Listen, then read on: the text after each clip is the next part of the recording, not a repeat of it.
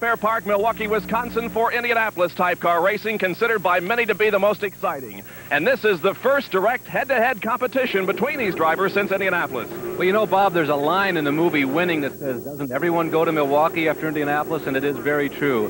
Among those who is back here today to race the IndyCars is Gordon Johncock, who turned the fastest time in yesterday, just a tick off of the old track record. And Gordy will be leading a list of some of the top-named drivers in Indianapolis type car racing. This track has a long history. They have been running here since the 1940s when the track was dirt. Yeah, it was dirt in that time, and the race has been named after a driver, not on the basis of victories, but on the basis of an incident that occurred during the 1948 running of a race here when he crashed his car to save the life of another driver who had been thrown from his racer. And you know, Bob, today's race also takes on added significance. In the wake of what happened at Indianapolis, the racing fraternity wants to show today that it's back to business as usual. There's always a story in the pit area in this type of racing. Covering the activity for us is Gary Lee. Gary? Thank you, Bob. You have talked about some notables starting up in front, but part of this racing story may be told from row number 4, where we have a pair of young speedsters.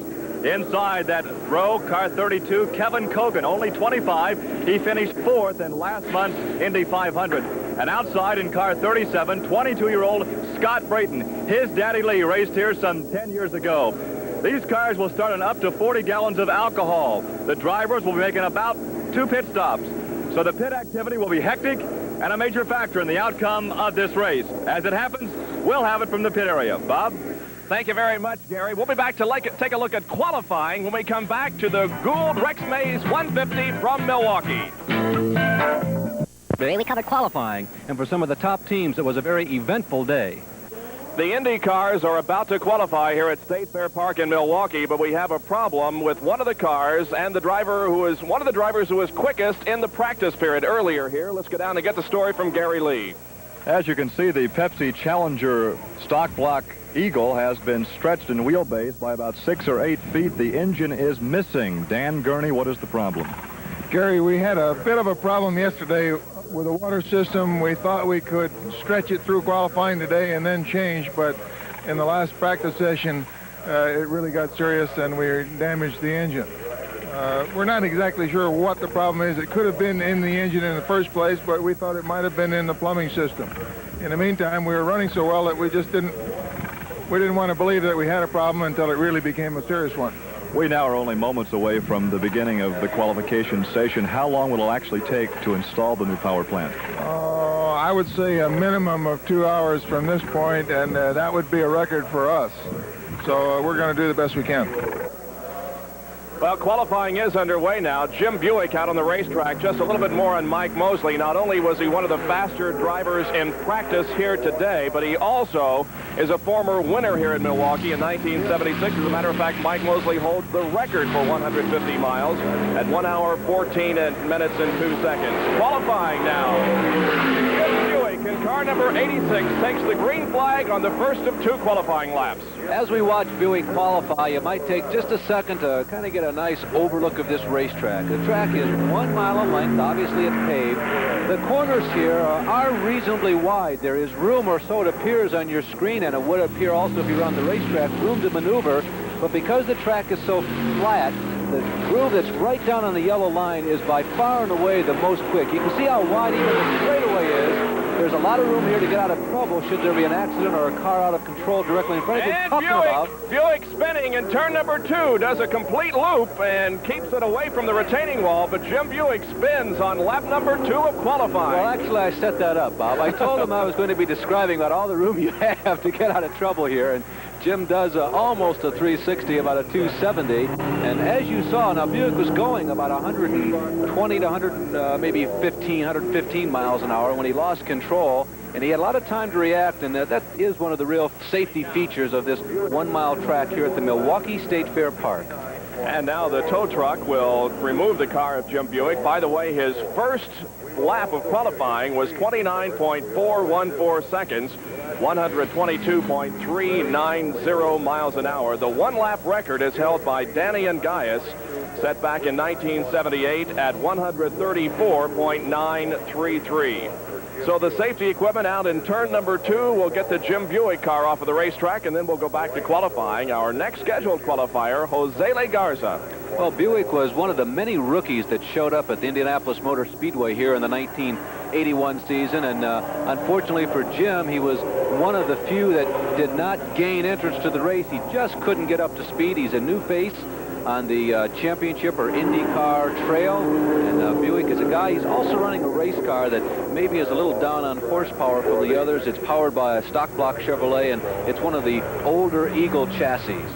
Jose Garza is out on the racetrack taking some very slow laps out there while Jim Buick's car is towed to the pit area. Bob, you mentioned earlier the track record here is held by Danny Angayas, and while we have this break early in qualifying, we certainly hope that maybe Danny Angayas is among the viewers out there today. Danny, of course, home recuperating from the injuries that he suffered in the Indianapolis 500-mile race, and we also would like to make mention of Rick Mears. Rick underwent operation this week to do some skin grafting on his face. There's Jose Garza, Jose on the racetrack, waiting for Jim Buick's car to be taken off the racetrack so that he can qualify. But we certainly hope speedy recovery to both Danny Angayas and Rick Mears, home and hopefully watching. Working the pit area with us is Gary Lee. Gary? Talking with Jose Garza only moments before he strapped in the cockpit, he said, "Gary, I have a sick motor. They're going to try to qualify this car. If the car is fast enough to make the race, the crew will change the engine tonight. If the car is not fast enough, they do have a backup car here. However, Jose has not been on the track to practice in the backup. So it all depends on how fast he can turn the 2 circuits." All right, Gary, Garza has pulled into the pit area here as the official starter displays the red and black flag indicating to Garza to come into the pit area for some consultation. We don't exactly know what this is all about. The safety trucks have not returned to their positions. Perhaps we are waiting for that. So while we see what's going on here and before Jose Garza qualifies, we'll break for this and be back for more action from State Fair Park in Milwaukee.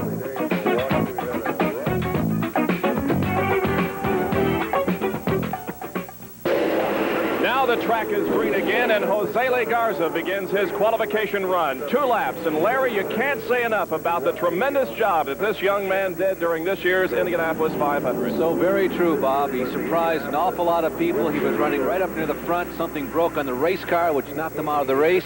But, Bob, I want to say something about what he's doing right now. This is not a particularly good situation. He's driving a sick race car, and I can tell by the way Garza is driving the corners, he's trying to carry it, meaning he's trying to make up some ground through the turns that he's losing because the engine just isn't working right on the straightaways. And you can see that car wobbling ever so often as he goes around the corners. And Jose right now, he may look like he's out there running smooth, but he's working very, very hard. Not a particularly good qualifying lap for Jose Garza on lap number 1.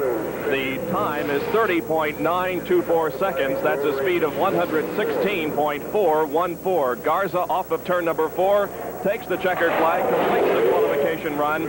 Back to his performance at Indianapolis. I worked a race from turn number 4, and he, of course, crashed in turn number 4 after the suspension broke. He was a very much crowd-pleasing race driver. Everybody was up and cheering for him, even though he did have an accident that cost him a very high place finish. Second lap, 29.615. That's 121.560. Much better on the second lap. His speed is 121. Here is another one of those who could contest for the pole. This is Gordon Johncock from now making his home in Coldwater, Michigan. He's lived in several cities, but now making his home in Coldwater. Johncock, the winner of the 73 500-mile race, is about to take the green flag. Well, if you've been following Gordon Johncock for the last 20 years, the state of Michigan will sound very familiar to you. That's the original home state of Gordon Johncock back in the late 50s and the early 1960s. He raced out of Hastings, Michigan, when he was just the scourge of the super modified tracks. He was virtually unbeatable, driving a red and white painted super modified with the number 85. Gordon Johncock, few people are aware, is one of the first drivers in America to experiment with an aerodynamic wing on his race car. Back in those days, the wing towered high above the super modified and made the car about 8 to 9 feet tall, and the super modifieds were running with those on a regular basis. Johncock then moved down to the USAC Sprint Car Division and eventually to the Indy cars. John Cox flashing down the straightaway, the backstretch. The first lap is 26.726, just off of the track record. The speed 134.700. Can he break the track record on this lap? John Cox takes the checkered. We'll know in just a moment. Always known for being one of the fastest at any racetrack.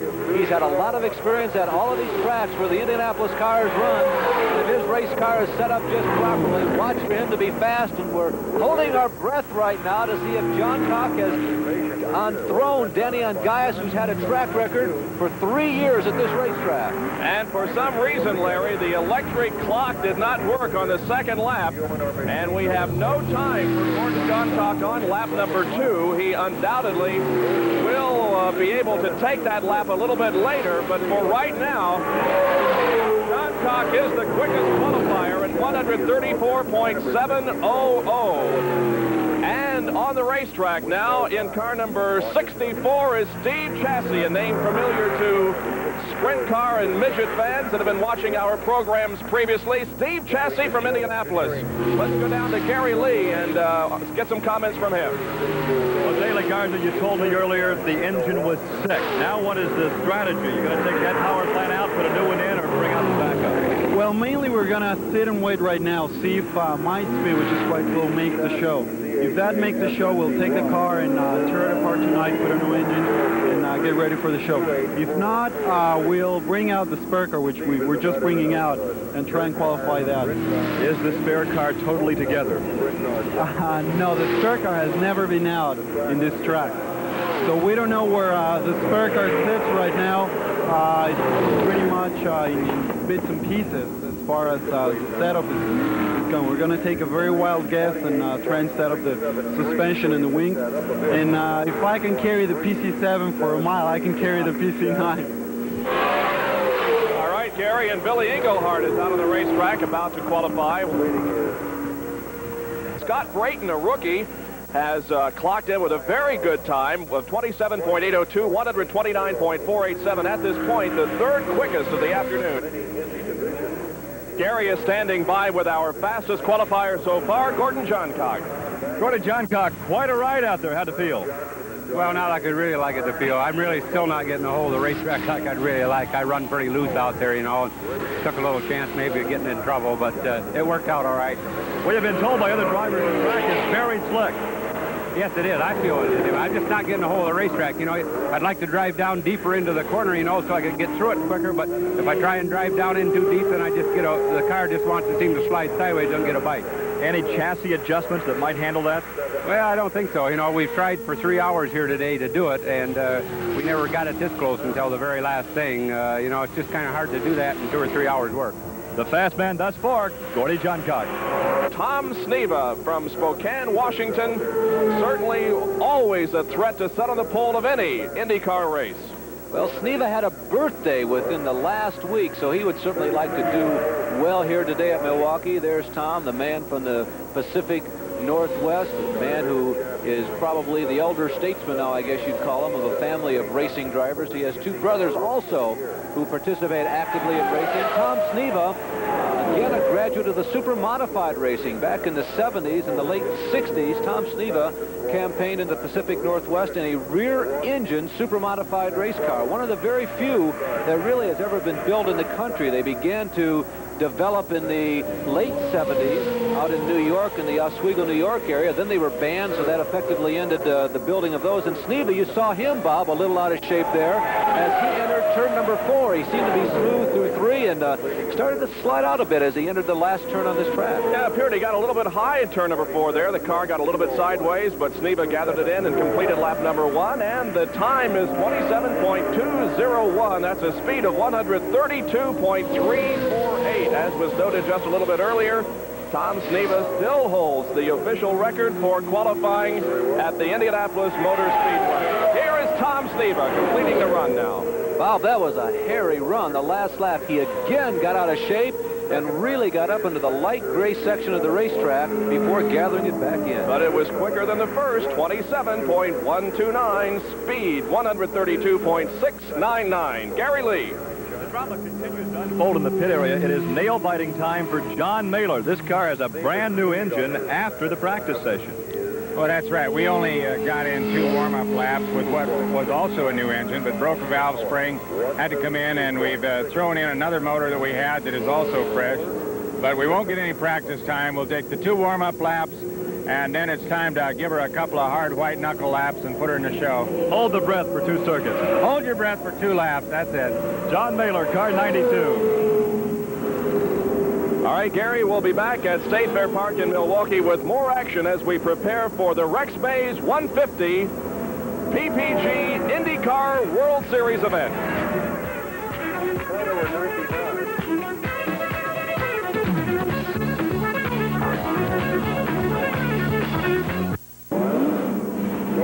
State Fair Park in Milwaukee, Wisconsin. Despite the fact that Tom Steva's qualification run looked pretty shaky to us up here, it was the 3rd quickest so far. Gary Lee is with him. On the high side of the groove, we have what we call the marbles, the gray stuff. And Tom Steva, you were way up there all the way around.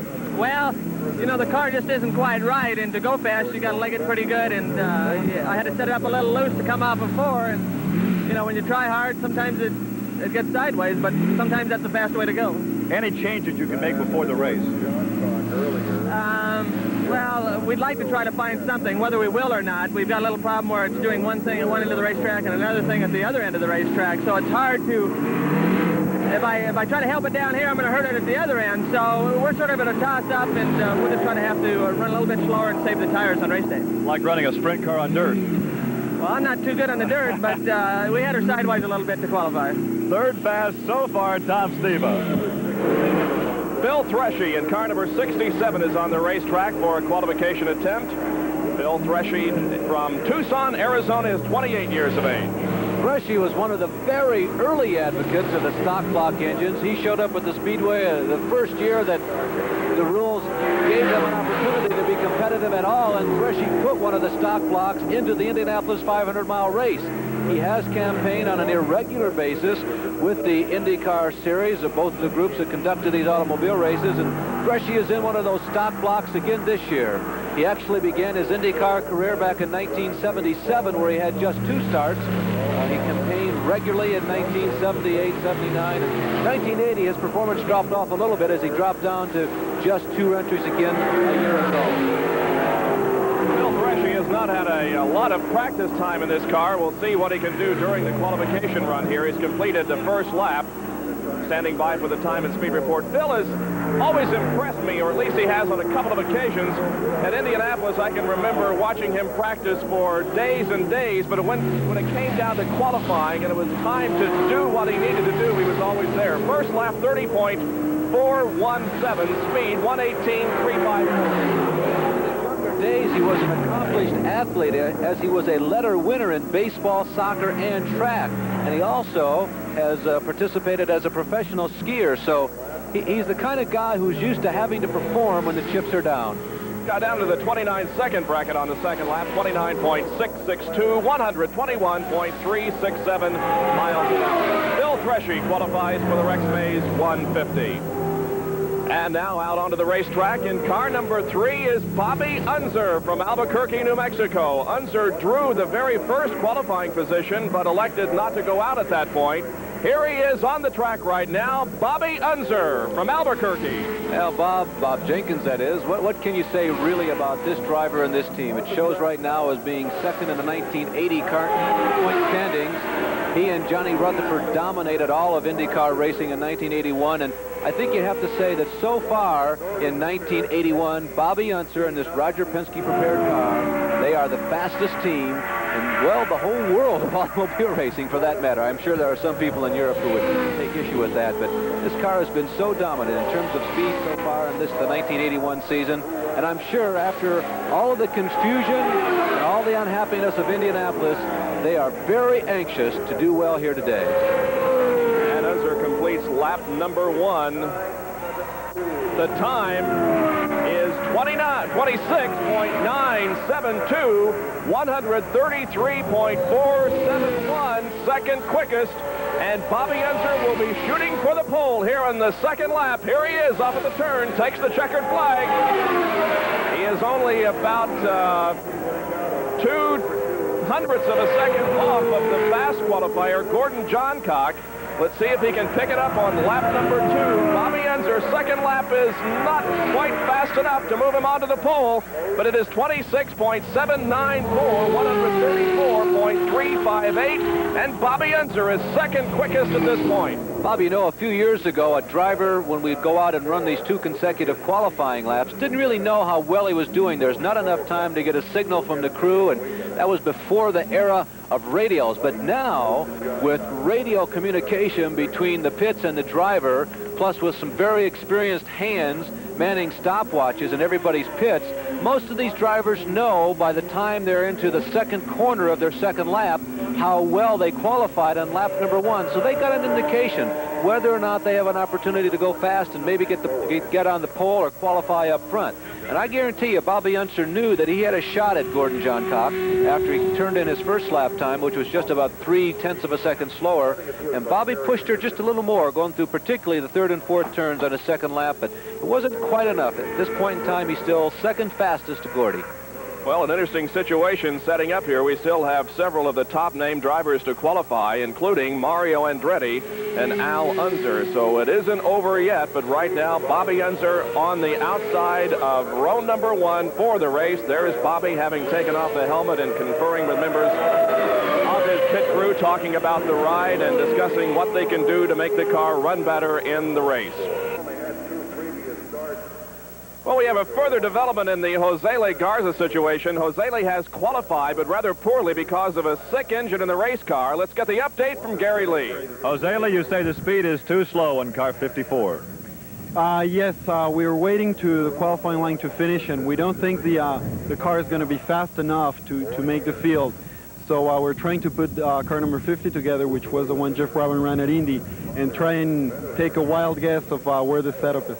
Now, of course, the setup on car 50 was for the 2.5-mile oval at Indy. Nothing like you would have here today for a 1-mile circuit. Oh, not at all. We're just guessing, and we're just doing some changes out of what we can see from the other guys, but that's about it. And white knuckle for 1 lap.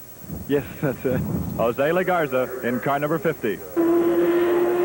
All right, Gary, and another interesting situation developing here with Pancho Carter. Now, Carter had problem with the primary car in the practice period. He has chosen to go with his backup car. Perhaps Gary can move over and get some comment from Johnny Caples, who is the crew chief on this car.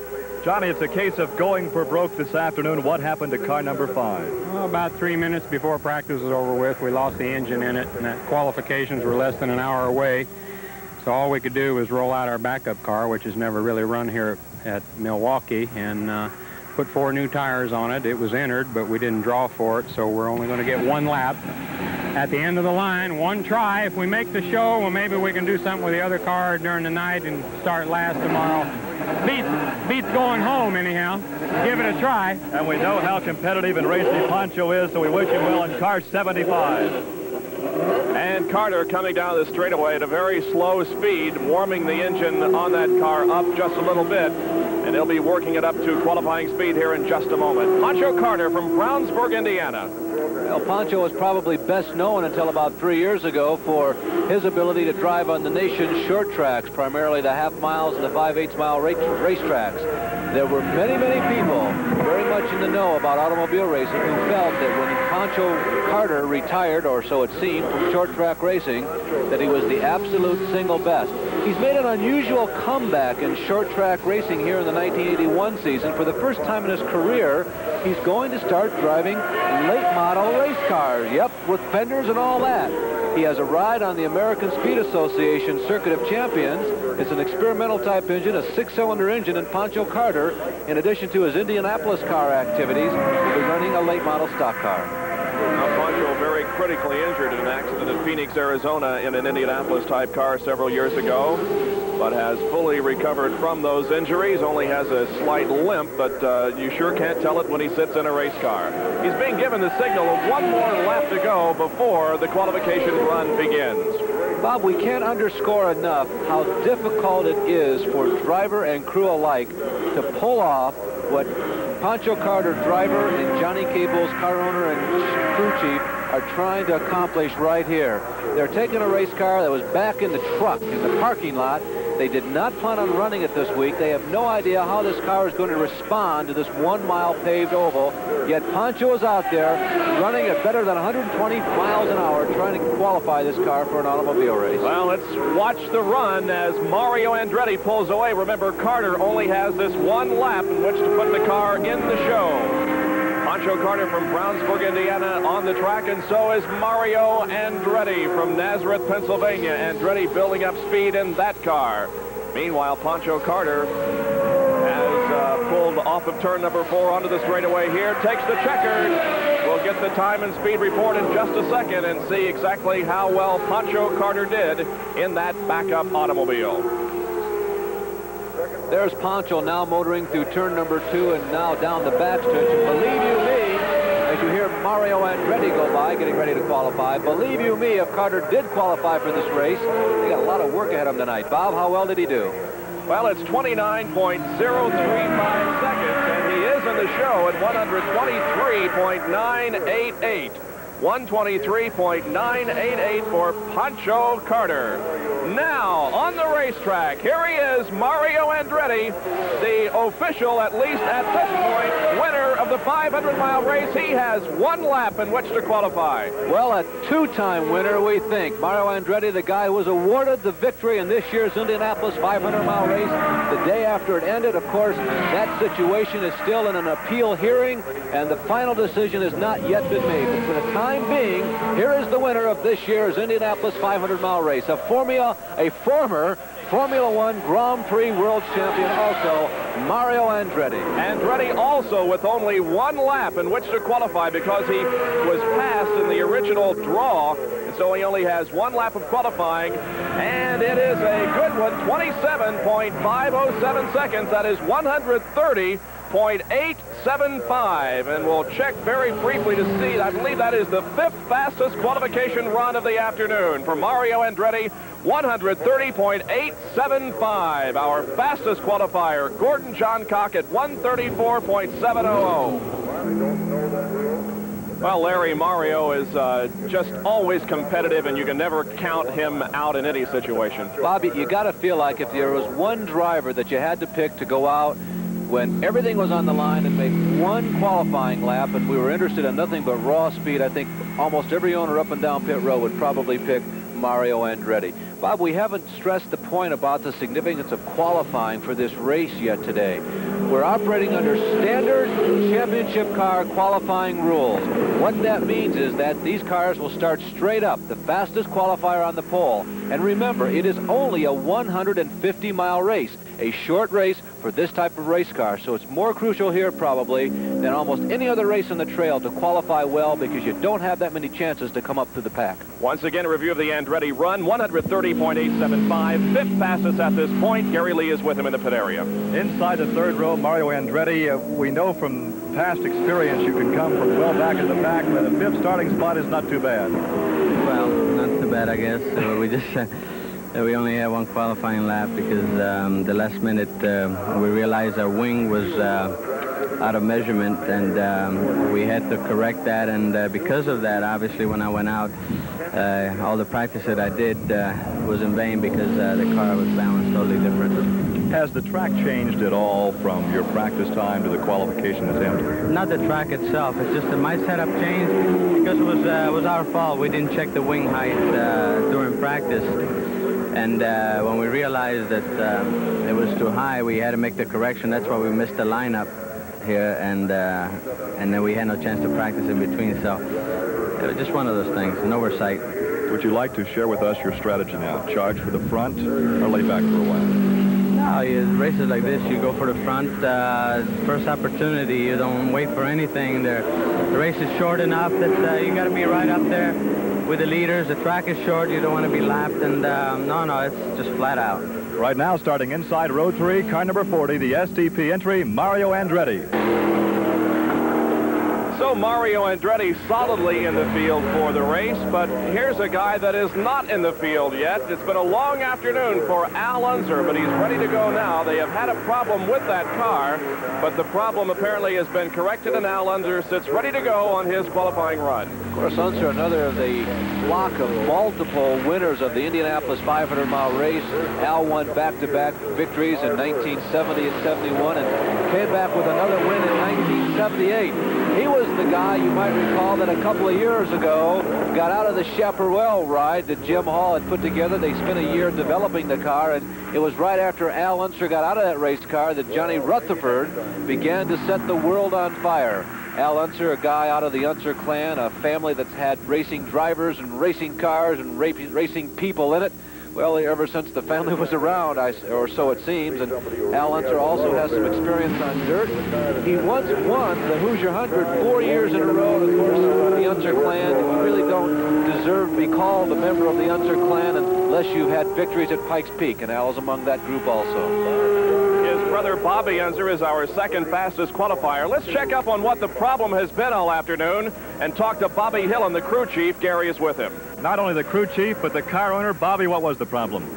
We had a failure in the gearbox, apparently, and we don't know what that failure was until we get it back to the shop and tear it down. We just installed a brand new gearbox. And Al Unser is on the race course. And he will be given several warm-up laps, we assume, and will have one lap of qualifying. He is another one of those who passed his spot in the qualifying order and therefore has to make it count on the one lap. Well, Al has a son, Al Unser Jr., who is also an active racing driver. He has spent most of the past few seasons running the World of Outlaw sprint car circuit. He started back home in the Albuquerque area, branched out from the Southwest, began to do some traveling in the sprint car, and in 1981, actually came up to the Super V ranks. In late 1980, Al Unser Jr. has moved to the rear-engine race cars. There's also a Bobby Unser Jr. If you're not a race fan, you may not be aware of that, but it could well be in the very near future that there will be two more Al and Bobby Unsers on the Indianapolis car scene. They'll both be Al and Bobby Jr., and could not be too far in the distant future when both of them will be regulars in this type of race car. Here is the Al Unser qualifying run. The white flag comes out. This is the only lap of qualifying that Al Unser will have. He's in turn number 2. Coming off of turn number 2 onto the backstretch. The car number is 8. Here he is about halfway down the backstretch now, setting up for turn number 3. Takes the car low into turn number 3. Now drifts just slightly high as he comes off of turn number 4 onto the straightaway. Here is Al Unser completing the qualification run. The top straightaway speeds that we recorded in practice, straightaway speeds, mind you, were about 150 miles an hour, which means they're slowing down to the high teens, maybe the low 120s as they go around the turns. That gives you an idea of the relative speeds on this racetrack. Cheers from the crowd as that first lap comes in. Oh, boy, it's a good one. 26.916. That is the second quickest. Let's check that. Perhaps not. 26.916 is the third quickest qualification run of the afternoon. So Al Unser, who apparently is going to be our final qualifier, is third quickest on the afternoon at 133.749 miles an hour. So it's going to be the Unser starting second and third in this race. Now here's the situation. We have had several cars that have qualified slower than Jose Le Garza. Remember, Garza indicated that he might qualify his other car if he got bumped from the starting lineup, but we have had 4 cars and drivers that have qualified slower than Jose Le Garza, so Garza is going to make the show. The question at this point is what action the promoter will take. Now, the promoter has the option of adding some more cars to the starting lineup. He may elect to go with those cars that have qualified slower than Garza, and he also could add the name of Mike Mosley to the starting lineup. We don't know at this point, but we will answer the question for you in just a moment. We have been covering the qualifying for you here for the Gould Rex Mays 150 Indycar World Series event from State Fair Park in Milwaukee, Wisconsin.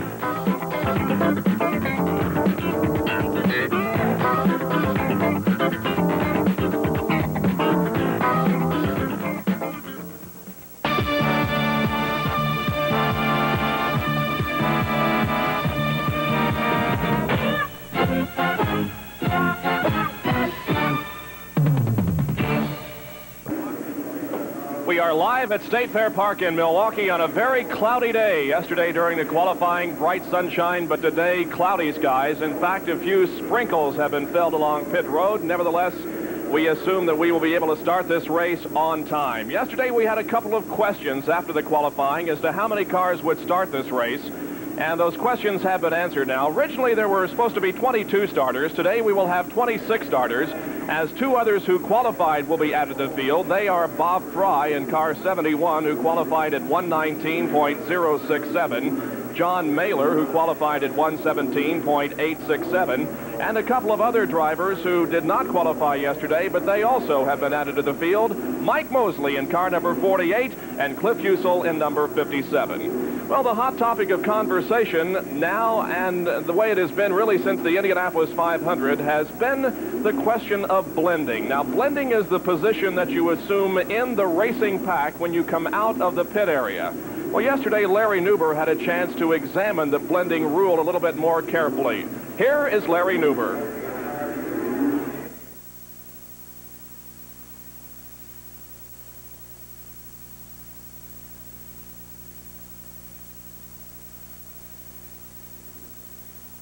Well, obviously an audio problem with that piece. There is the car of Mike Mosley, and we examined it very carefully during the qualifying session yesterday. They worked feverishly on that, Larry, during the session. Were unable to get the car back together to qualify, but luckily Mike Mosley is in the race today, and Mike Mosley has been very successful at this racetrack. The power plant, of course, is a stock block. He starts in the last row. We'll be looking for Mike Mosley to move up quickly this afternoon. I'll say, Bob, Mosley is destined to be a major factor in this race, despite the fact that he'll be starting all the way back in the 13th row, the inside of that row in 25th position. There's car number 57, Cliff Husel, who will be starting outside of Mosley. Mosley will move up through the pack. Many up and down pit row said that Mosley was the fastest car in practice this week in preparations for this race. Well, we think we have our audio problem with that piece corrected right now, so let's examine blending a little bit more carefully. Here is Larry Nuber yesterday here at Milwaukee State Fair Park. Blending. Every year in every sport, it seems as though there's a word that rouses everybody's ire and nobody can agree upon, and blending is the word this year in Indycar racing. I'm standing between the two chief stewards of the race here at Milwaukee, Don Garner and Wally Dallenbach. Don Garner, what is blending? Blending is a process where the cars that are coming out of the pits take a point at the cars that are out on the racetrack and follow that point until they get to the exit line from the pits and blend in with the field.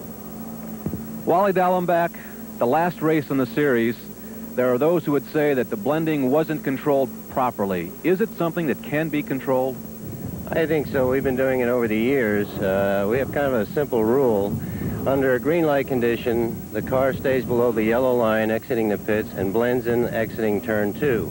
Under a yellow light condition, when the cars are stabilized and their speed is a fixed point here, when they exit the pit wall, they're supposed to equalize their speed with the cars on the racetrack, stay side by side and work their way out, and at the point of turn 2, that's when they look for an open slot and blend in.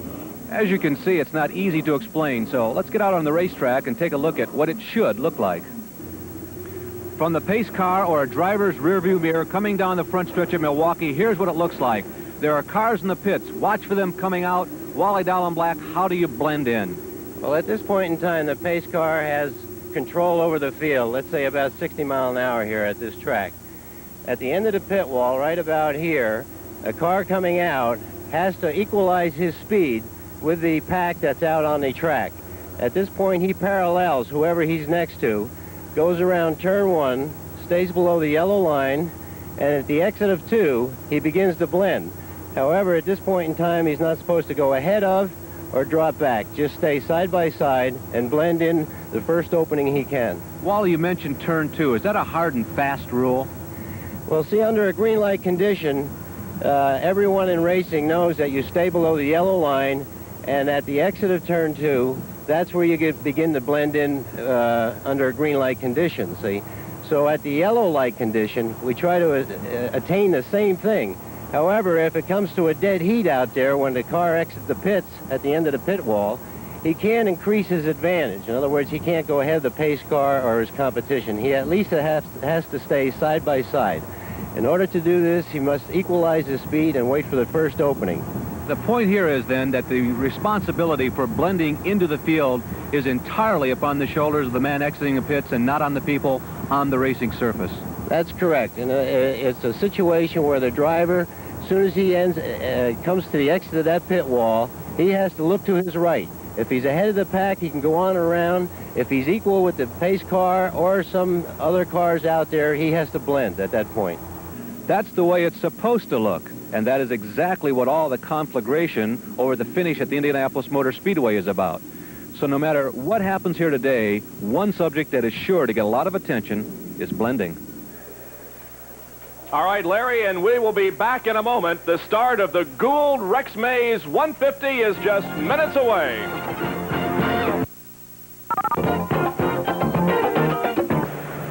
We are back live in Milwaukee. The drivers are in their cars. In row number 1 on the inside, setting the fastest time yesterday in the straight-up fastest in front starting position, Gordy Johncock, car number 20, the STP entry. Gordy strapped on board, the helmet on. On the outside, starting in the second position, Bobby Unser in the Norton Gould Charge entry, car number 3. In the second row, qualifying late yesterday because of mechanical woes in the rear end, the Longhorn entry, car number 8, Al Unser. Alongside the winner at Phoenix back in April in the Pennzoil Chaparral, defending national driving champion, Johnny Rutherford.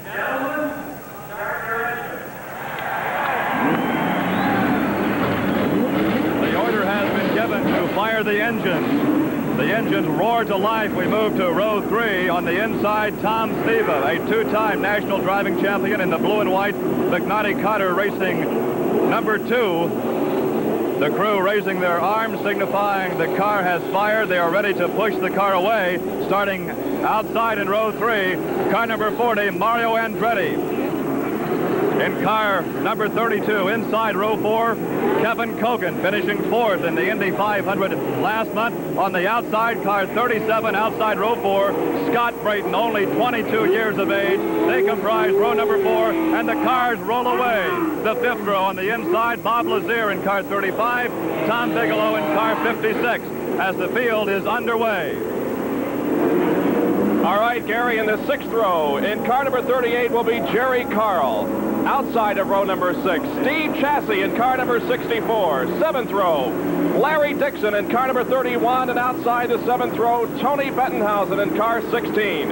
In row number 8, Dick Simon in car 22 and Larry Cannon in 99. The 9th row, Herm Johnson in 28 and Billy Engelhardt in 29. In row number 10, Jim Buick in car 86 and Jose Le Garza in car 54.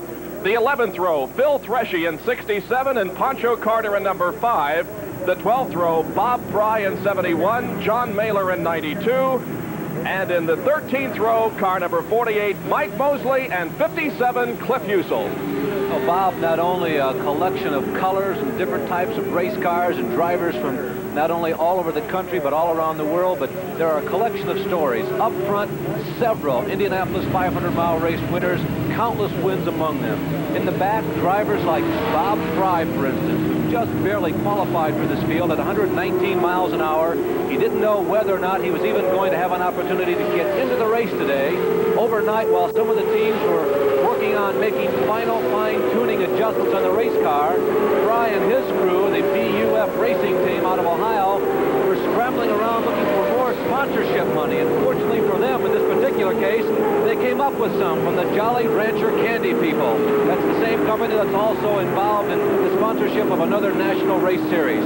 There is the front row. Gordy Johncock at near track record time on the inside. Bobby Unser in the Norton Spirit moving to the high side, getting very near the pace car there. Bobby just getting some of the rough spots worked out of the engine, dropping back into his respective position on the high side of the 1973 Indianapolis 500-mile race winner, Gordy Johncock. variety of engines here this afternoon. Mike Mosley in the stock block. There are 6 other stock block engines in this race, driven by Tom Bigelow, Jerry Carl, Steve Chassie, Herm Johnson, Jim Buick, and Bill Threshy.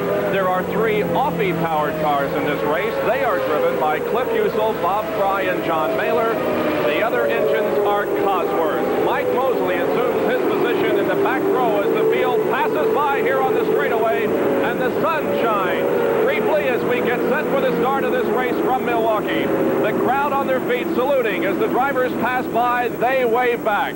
One of the greatest moments in sports, the start of a major auto race coming up. Well, you know, it's always hard to predict in an Indianapolis-type car race what to expect on lap number 1. The first 4 starters are Indianapolis 500-mile race winners. Row 4 is interesting. A couple of young drivers, Kogan and Brayton. We could get a start this time around. The safety car moves to the inside and ducks into the pit area. Here comes the field, 26 cars strong. And the green is out. We are racing. The Rex Mays 150 is underway. Into turn number 1, Bobby Enzer has jumped out into the lead with Gordon Johncock falling into second position. Down the backstretch they go. Al Enzer is running in third. Entering turn number 3, Johncock in second position closes in just a bit, but Bobby Enzer maintains the lead. Coming high off of turn number 4 onto the straightaway, it is Bobby Enzer leading lap number 1. Johncock second, then Al Enzer, Johnny Rutherford, and Tom Steva. And to the inside, Gordon Johncock tries to get around Bobby Enzer, but he cannot do it. Enzer stretches it out a little as they go down the backstretch. The 2 of them were only 7/100 of a second apart in qualifying. You can see how close they're running on the racetrack. The third position car, Al Enzer, stepped into your picture just there in that last corner. Enzer had to dart to the high side, just momentarily getting out of the groove as he closed in on Gordon Johncock. I think we have a yellow. And we have a spin involving Steve Chassie in car number 64. The car out there in the 4th turn, Steve Chassie, who started this race in 12th position, brings out our first yellow light of the afternoon. Larry, we've got to mention right now, Mike Mosley has passed at least 10 cars in these first 2 laps. Well, we anticipated Mosley moving to the front as we look at Steve Chassie. Chassie, by the way, was probably one of the more interesting rookie stories here, and I think with the consideration that 10 other drivers had their rookie debut at Indianapolis, he was probably the most interesting rookie story of this race. There's Mike Mosley. We commented that he's passed at least 10 cars already, super fast in practice. They had problems with this car all day yesterday on the qualifying day, and well, can Mosley move to the front and win? It happened once in the history of this racetrack. Art Pollard once was involved in a crash early in the race, had to start in last position in a backup car. He moved all the way to the front and won. Can Mosley do it today? Mike Mosley has moved up to 14th position as we have completed 3 laps. John Mailer in car number 92 comes into the pit area for some consultation with his crew. John Mailer had trouble yesterday and was our slowest qualifier at 117.8 miles an hour, and still that car apparently not operating up to snuff. So John Mailer in the pit area conferring with members of the crew. We wait the car of Steve Chassie to be started again. Hopefully Steve can get back into the race. I talked with his crew chief, or the owner of the car last night, Larry, and he said that, I'm talking of course of Steve Chassie, and he said they weren't all that disappointed that they missed Indianapolis. Naturally, they would like to have had the money that went with a finish in that great race. Nevertheless, they're taking it slow. They want to compete on the smaller tracks, on the smaller races this year, and then build themselves up to a position next year that they can be competitive in Indianapolis. Well, Steve was the number 2 ranking driver in the national sprint car standings a year ago, and in one of the world's and nation's richest midget auto racing, he ran second for quite a long time, that being the Hut 100. So Chassie has extensive oval experience, originally a California. He came to the Midwest about 8 or 9 years ago, not even knowing how to drive on pavement. He's worked very hard to learn this type of surface. He's a driver that a lot of the veterans, even though he did not qualify for the Indianapolis 500-mile race this year, feel as though he will be a force to be reckoned with and certainly a factor someday soon. Well, this is our first presentation of a CART-sanctioned auto race, but there will be more. We will be doing for you live the Atlanta race race in a couple of weeks. Here is another car into the pit area. This is the 57 of Cliff Husel. And they, too, apparently are having some problems. Husel started in 26th position. He is in the pit area. Husel started alongside of Mike Mosley, one of the 2 cars that were added to this race among those who did not get qualifying time turned in. This is the car, by the way, for those of you who were at Indianapolis during the month of May or listened to the broadcast on radio. Green flag again, and the Gould Rex Mays 150 is underway. That 57 car that Husel runs is the car that John Martin tried to qualify at Indianapolis. All right, the green is out, and Bobby Unser leads them down the backstretch with Gordon Johncock still running second. Here is Mike Mosley still trying to move up. He's now in 11th position, trying to get around Bob Lazier in 10th position. Mike Mosley to the inside, cannot get around, and Mosley drops back into 11th. He's battling with Bob Lazier. Now he gets around in turn number 3.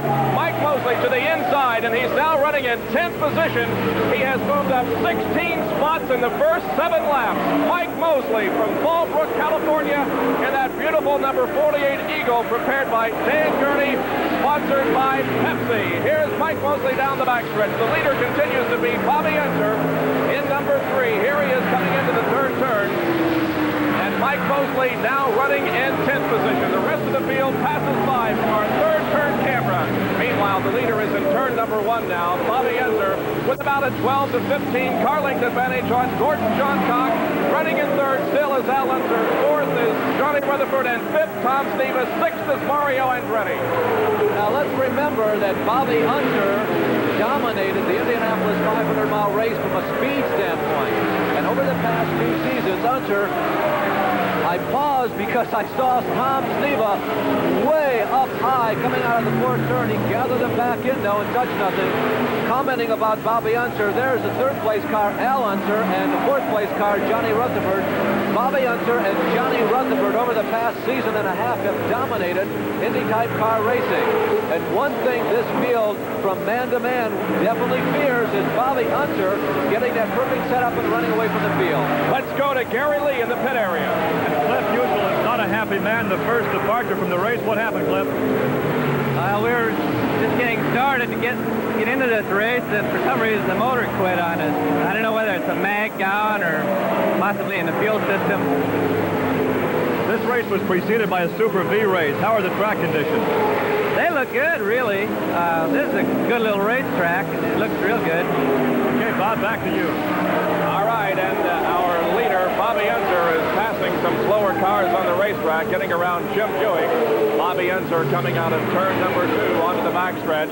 Gordon Johncock running in 2nd position also gets around Jim Buick to the inside, and Bobby Unser now stretches out the advantage a little bit on Gordon Johncock. Unser in turn number 4. He has completed 11 laps. This will complete lap number 12, and Bob Fry is the car to the inside that Bobby is going around on the straightaway. Well, Fry's paint probably isn't even dry. We commented he picked up the sponsor overnight, and we understand they repainted that car to get the Jolly Rancher candy name on it, and they weren't even sure the car was going to be dry or not for this race, Bob. The interval between Unser and 2nd place Gordon Johncock is about a 1/4 of a second. Bobby Unser off of turn number 4 onto the straightaway. Again, going around a slower car. That is Steve Chassie in the 64. Steve brought out our first yellow light of the afternoon as he spun in the early stages of the race. Now Bobby Unser goes to the high side on the racetrack and gets around Steve Chassie. 2nd place, Gordon Johncock. 3rd is Johnny Rutherford. 4th is Tom Steva, and 5th is Mario Andretti. Running in the 6th position right now, behind Andretti, is the number 32 car of Kevin Cogan, who qualified in the first 4 rows. One of the surprises in the early season of the Indycar circuit. And right behind Cogan is Mike Mosley, who continues that relentless drive to the top. Right behind Mosley is Scott Brayton. Now, Brayton and Cogan have been running with each other on the racetrack since the green flag drop. They started side by side. Mosley temporarily is sandwiched between them. Here we see Rutherford, Chassie, and also Tom Steva out there on the racetrack moving around the traffic. Here is Bobby Unser, our leader. Unser has led all the way to this point. We've completed 15 laps. He jumped into the lead at the drop of the green flag from outside number 1 starting position. And still has the lead. Gordon Johncock and Al Unser are in somewhat of a battle for second.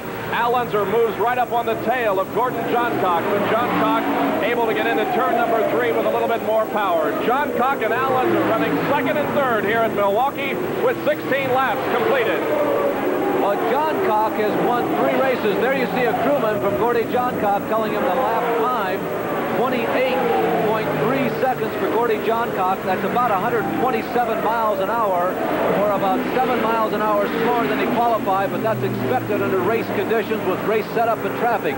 Johncock working really hard, going around the high side of Herm Johnson. He has a rear view mirror full of Al Unser, and Al Unser is chomping at the bit, hoping that Gordy would make some kind of mistake to allow him to move into the runner-up position. All right, this is the battle for second position again, involving Gordon Johncock and Al Unser. Unser now moves high on the racetrack coming out of 2, tries to get around that way and cannot. Now he moves to the inside in turn 3. Al Unser can't do it. Gordon Johncock slams the door going into 3. Your leader continues to beat Bobby Unser. He has opened up quite an advantage now on the second place car of Gordon Johncock. The battle is for second. Look at Gordon Johncock moving way down low on the racetrack, and Al Unser gets around. Unser takes over second as Johncock had to go clear to the inside of the racetrack here on the straightaway to avoid a slower car, and Al Unser moves into second. Johncock is running in third. Well, something happened with the slower car. I don't know if it was John Mailer or not. It was definitely a white car that slowed in front of Gordy. Perhaps it was Mailer. I saw Mailer's hand go up, so he had a mechanical problem. Unfortunately, it happened at just the wrong time at the wrong place for Gordy Johncock, and Gordy had to get way out of the racing groove he had selected initially to come down the front stretch to avoid running into the tail end of John Mailer. And now Al Unser sets his sights on his brother Bobby, who is leading this race. Al Unser started in third position, has moved up to second here in the Rex Mays 150. Here is brother Bobby continuing to lead the activity down the straightaway, going around Larry Dixon. Bobby Unser into turn number 1, and you can see that Al Unser is right behind him. Al Unser has been somewhat of a sleeper here this weekend. Had mechanical problems, was finally able to qualify late yesterday afternoon in third starting position, and now he runs second in the Rex Mays 150. Here, meanwhile, is Mike Mosley going around Mario Andretti, or trying to at least, in turn number 3, as now Mike Mosley is running in 7th position, trying to go around Mario Andretti for 6th. As we watch Mosley in the yellow car on the right-hand side of the screen, and Andretti, the STP orange and blue car on the left-hand side of the screen. There you see them battling going into turn number 1 and number 2. We are perhaps laps away from a very classic duel between the Unser brothers. Remember, these are the cars battling for 6th and 7th position in the race right now. Up front, Bobby Unser leads, Al Unser is second. They are about as far apart as Andretti and the number 48 car of Mosley are. And here they are, battling side by side down the straightaway. Good racing for 6th position here. Mike Mosley to the inside of Mario Andretti, and Mike Mosley gets around. A neat move on the inside in turns 1 and 2, and Mike Mosley has moved up to 6th position. Don't forget he started 25th this afternoon after having suffered a problem during the qualifying yesterday. I'll tell you, Mosley was like chipping out of the sand trap and putting it in the cup. He was right down in the grass, and there's just no way you should be able to do that and get away with it. Bobby Unser sets the pace here down the backstretch. We have completed 23 laps of this 150-mile, 150-lap race. I think one of the questions that a lot of race fans have is, will the stock blocks go the distance? There was quite a discussion about that for a 500-mile race. I think the general feeling is that a 150-mile race is much better for the stock block engine. Well, no question about that. Remember that the Gurney crew, as we watch the leader, Bobby Unser, who right now has a lead, it is certainly not commanding. I wouldn't even classify it as comfortable. The Gurney crew, we were talking about Mike Mosley's ride, they worked all day yesterday reconstructing the engine on the number 48 race car. So to a degree, they're working with an unknown commodity today, and Mosley, I'm sure, has a lot on his mind right now as he tries to work his way toward the front. All right, with 25 laps completed, here are the standings. In the lead, Bobby Unser. Second, Al Unser. Third is Gordon Johncock. Fourth is Johnny Rutherford. Fifth is Tom Sneva. Sixth is Mike Mosley. Seventh is Mario Andretti.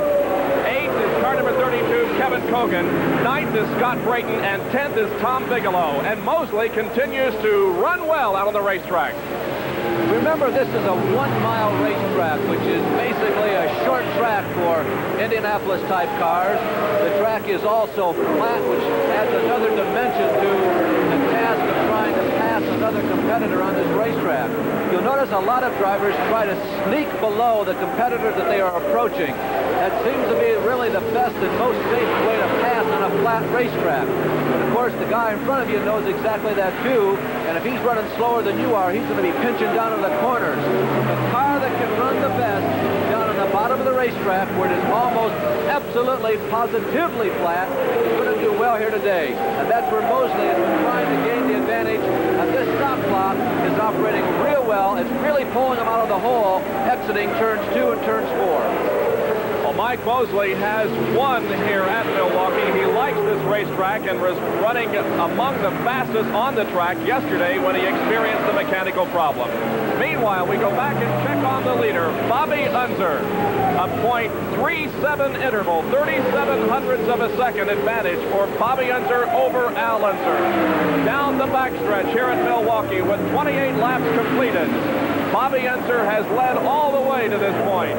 Running in third, still Gordon Johncock. Fourth is Johnny Rutherford. Fifth is Tom Sneva. Those cars are about a half a lap apart. The first 5 cars about a half a lap interval. You know, Bob, back in 1978, when Al Unser, the second-place car on your screen, won the Indianapolis 500, he and his team, the Jim Hall team at that time, they were the hot setup in automobile racing. But Al really hasn't had the success that he enjoyed in 1978 since then, and Al is now right on the outside of Bobby. And Al Unser trying to go around on the outside, off of turn number 4, down the straightaway. The brothers Unser battling for the lead, with Bobby maintaining the position into turn number 1. Al is knocking on the door, though, and he looked like he might have been in a position to take over the lead there in turn number 3, but was unable to. Now Bobby Unser stretches out the advantage just a little bit as they go into turn number 3. Bobby Unser in the lead. Al Unser running in second position. Once again, Steve Chassie moves to the inside of the racetrack, and the 2 Unsers get around. Good racing here in Milwaukee in the Rex Mays 150 between the Unser brothers. Al would really like to win this one. 119 laps to go, a long ways to go. He just hasn't been able to run up front as often as he would like to do so, and probably is capable of doing so since that sterling 1978 season. On the other hand, Bobby Unser, of course, in the wake of what happened at Indianapolis, is very anxious to show he still has a lot of muscle in this race car and this team. So 2 people up front whom I guarantee you, Bob, are very hungry for victory. They may be brothers. You're going to see a lot of respect out there on the racetrack, but you aren't going to see any quarter being given. Well, they are going to be approaching some traffic now on the racetrack. There is the pit board being given to Al Unser, indicating to him that his last lap was 28.2 seconds, and that's somewhere around 127.5 miles an hour. The fastest qualifier this weekend, Gordon Johncock, at 134.700. Bobby Unser has dropped back, and Al Unser takes over the lead as the cars got into traffic going into number 1. Al Unser has assumed the lead now, and Al Unser will be scored as the leader of lap number 34 as the cars come around. Al going around Larry Cannon. We've seen a lot of lapping in the first 1/3 of this race. It is just a 150-lap race. And with the difference in speed, the fast qualifiers at about 134, 135 miles an hour. The slower qualifiers at 117 miles an hour. The guys up front are coming upon the slower traffic on a regular interval of at least every 14 to 15 laps as far as some of the tail enders go. We're going to see a lot more lapping. We've got a long ways to go, and even though Al caught brother Bobby in traffic that time, I don't think it's going to be the last change we're going to see because of slower cars. Well, as you saw there a few seconds ago, Al Unser was the first winner of the Triple Crown in auto racing. Indianapolis, Pocono, and Ontario. Actually, Al won 4 500-mile races in a row over a 2-year period. Al Unser, the leader here with Bobby running second. Gordon Johncock is third. Johnny Rutherford fourth. And Tom Sneva running in fifth position. Sixth is still Mike Mosley. Seventh is Mario Andretti. 8th is Kevin Cogan. 9th is Scott Brayton. And 10th, Tom Bigelow. Well, the Unsers are a proud family, and automobile racing is their life. You can't even call it a part of their life. It is their life. Their experience as a family in automobile racing goes way back to the early years of this century, where their father and their uncles virtually owned the Pikes Peak Hill Climb race. Older members of the Unser family experimented with dirt track racing out in the West. Bobby and Al were the first two of the clan to win the 500-mile race. We've had a spin. Jim Buick is out of control. It appears to be turn number 4 for Buick in car number 86. Buick is another one of those people who was an attempted qualifier at the 500-mile race back in May, and Jim sitting on the side of the racetrack, the outside of the racetrack. And we have a lot of pit activity going on here as Mario Andretti comes in for a stop. This will be a good time for some of the leaders to come in. Here comes Bobby Unser. Bobby Unser is in the pit, so is Gordon Johncock. We're continuing to watch the stop of Mario Andretti now. New rubber being put on the right side. The fuel is in the car, and Mario Andretti streaks out of the pit area. Now we'll watch the activity of the Bobby Unser crew. As you're looking at that crewman right there, the Norton crewman filling fuel into that race car, you see a little bit of fuel slosh across the top. That is a similar situation that occurred to one of the Roger Penske crews at Indianapolis when fuel sloshed out of the overflow. There are 2 openings in the side of the car. There's Johnny Rutherford's team. You see the 2 helmeted crew members right there. Those are new devices for this race. Oh, and it looks like Rutherford stalled the engine. Looks like Rutherford stalled coming out of the pit area. They're going to have to push that car back into its position and insert the starter. Johnny Rutherford had a problem here pulling out of the pits. Now it appears that he's getting out. And here, meanwhile, is the leader of the race, Al Unser, coming in for a stop. Fast and furious pit activity on lap 39 of the Rex Mays 150 at Milwaukee. No change of rubber, just fuel, and Al Unser is back in competition. Well, it'll be interesting to see whether or not Rutherford lost any time, or perhaps lost a lap, I should say, on his almost aborted pit stop. We are under caution, so it is likely that Johnny Rutherford was able to get back out before the leaders came around, but we're checking with timing and scoring right now. That was a 10.22-second pit stop for Al Unser. Meanwhile, the safety crews are out in turn number 4, getting the car of Jim Buick off of the racetrack. We will be back for more of this race in a moment as we are under the caution at State Fair Park in Milwaukee.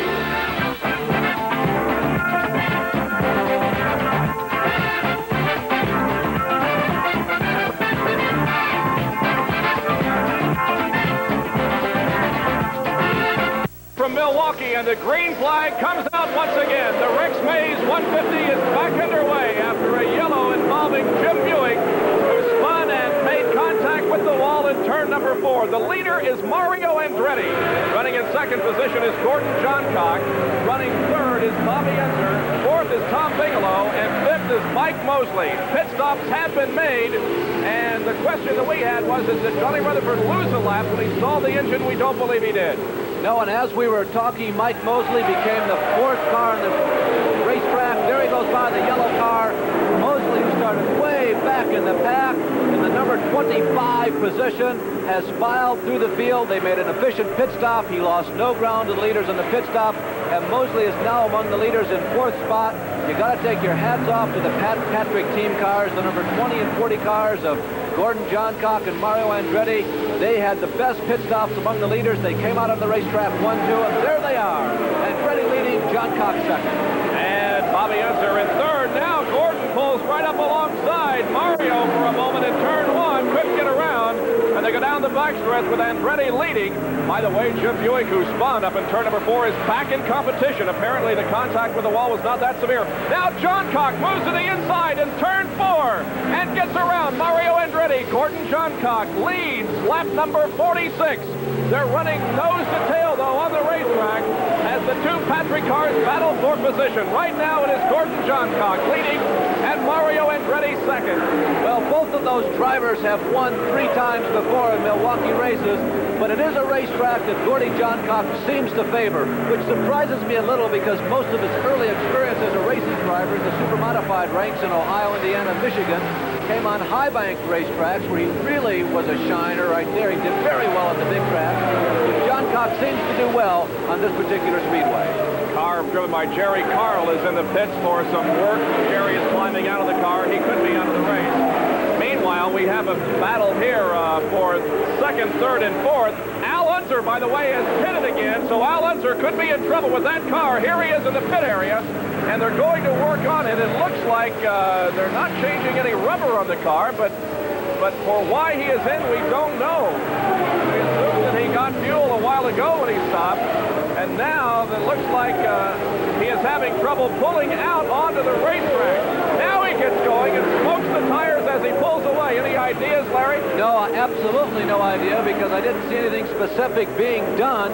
A lot of consultation. He definitely, however, lost the lap to the leaders, and there are the leaders. The leader is John Cox. Here's Andretti seemingly slowing, running in second position. There's Mike Mosley darting the inside of Unser. And trying to get around Bobby Unser for third position, and Mike Mosley does. Mosley momentarily in third. Bobby Unser right alongside down the backstretch. This is second, third, and fourth. It is Andretti, Mosley, and Bobby Unser. Mosley and Unser running side by side on the racetrack. Look at this racing. I'll tell you, that is a brave man's game, and there is Johnny Rutherford, 3 abreast off of turn number 4. Incredible racing in Milwaukee. Second, third, fourth, and fifth. Now Bobby Unser moves into second. Mike Mosley third, Johnny Rutherford fourth, and Mario Andretti drops back to fifth position. Great racing here. Let's get an update on what happened to Al Unser a few minutes ago from Gary Lee. Al has been in radio contact with car owner Bobby Hillin. He said he felt he had a flat tire someplace on the race car. He came in once, they checked, the tires were okay. He went back out, still did not like the field, came in, and they changed the rubber. He's back on the race course again. All right, and meanwhile, we're continuing to watch this battle here for second position. Bobby Unser and Mike Mosley are going at it out there. The leader continues to be Gordon Johncock, and Johncock now has almost a 2-second advantage on Bobby Unser. Mike Mosley is right behind Bobby Unser, though. Then comes Johnny Rutherford, and then Mario Andretti. So at this point in the race, the first 5 or 6 cars are very close together out there and doing some fine racing. Well, let's remember that Bobby Unser had the advantage on Gordon Johncock, the current leader, in the very early stages of this race. Now, Unser was just involved in that spirited 4-car duel. His primary protagonist in that 4-car duel was Mike Mosley, who almost mysteriously has dropped a little bit off the pace that Unser is setting now as Bobby runs in second position. Bobby Unser had the seeming advantage over the rest of the field in the early part of the race. Right now, Gordon Johncock on the strength of a good pit stop lead. The question will become, and it's an important point in this race, can Bobby Unser close in on the leader, Gordon Johncock? All right, Bobby Unser is in second position. The interval 1.1813 seconds between himself and the leader, Gordon Johncock. But Mike Mosley is right behind Bobby Unser in third position. Running fourth, Johnny Rutherford fifth, Mario Andretti. Sixth is Tom Sneva. Seventh, Kevin Cogan. And eighth, Tom Bigelow continues to run well out there. This is the leader, Gordon Johncock, diving into turn number 3 with 54 laps completed. We're more than a third of the way through this race. Well, if you live in the South and you've watched a lot of stock car races, there you see Bobby Unser. He has closed the gap on Gordon Johncock. And as mentioned, that is very significant at this stage of the race. The Norton Spirit moving in on Gordon Johncock.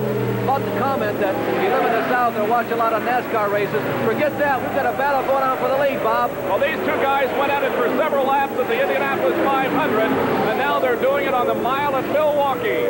Gordon Johncock and Bobby Unser, with Johncock leading at this point down the straightaway. The slower car in front may cause a problem as they go into turn 2 down the backstretch. If Johncock can catch that slower car, Johncock and Bobby Unser 1 and 2 on the racetrack. The third car just to the right of the screen and just off the picture right now. It's also basically a white car. I believe it's Al Unser. I just caught a glimpse of it a couple of moments ago. Unser's back on the racetrack running at the same speed of the leaders, but he's lost at least 1, maybe 2 laps to the lead. And a tough break for Al Unser, who was in the lead at one point in the early stages of this race, but apparently some kind of a tire problem forced him into the pit area, and he lost a lap as a result. Now down the backstretch. Again, Bobby Unser closes right up on Gordon Johncock. Into turn number 3, though. Johncock shuts the door on Unser and maintains the lead.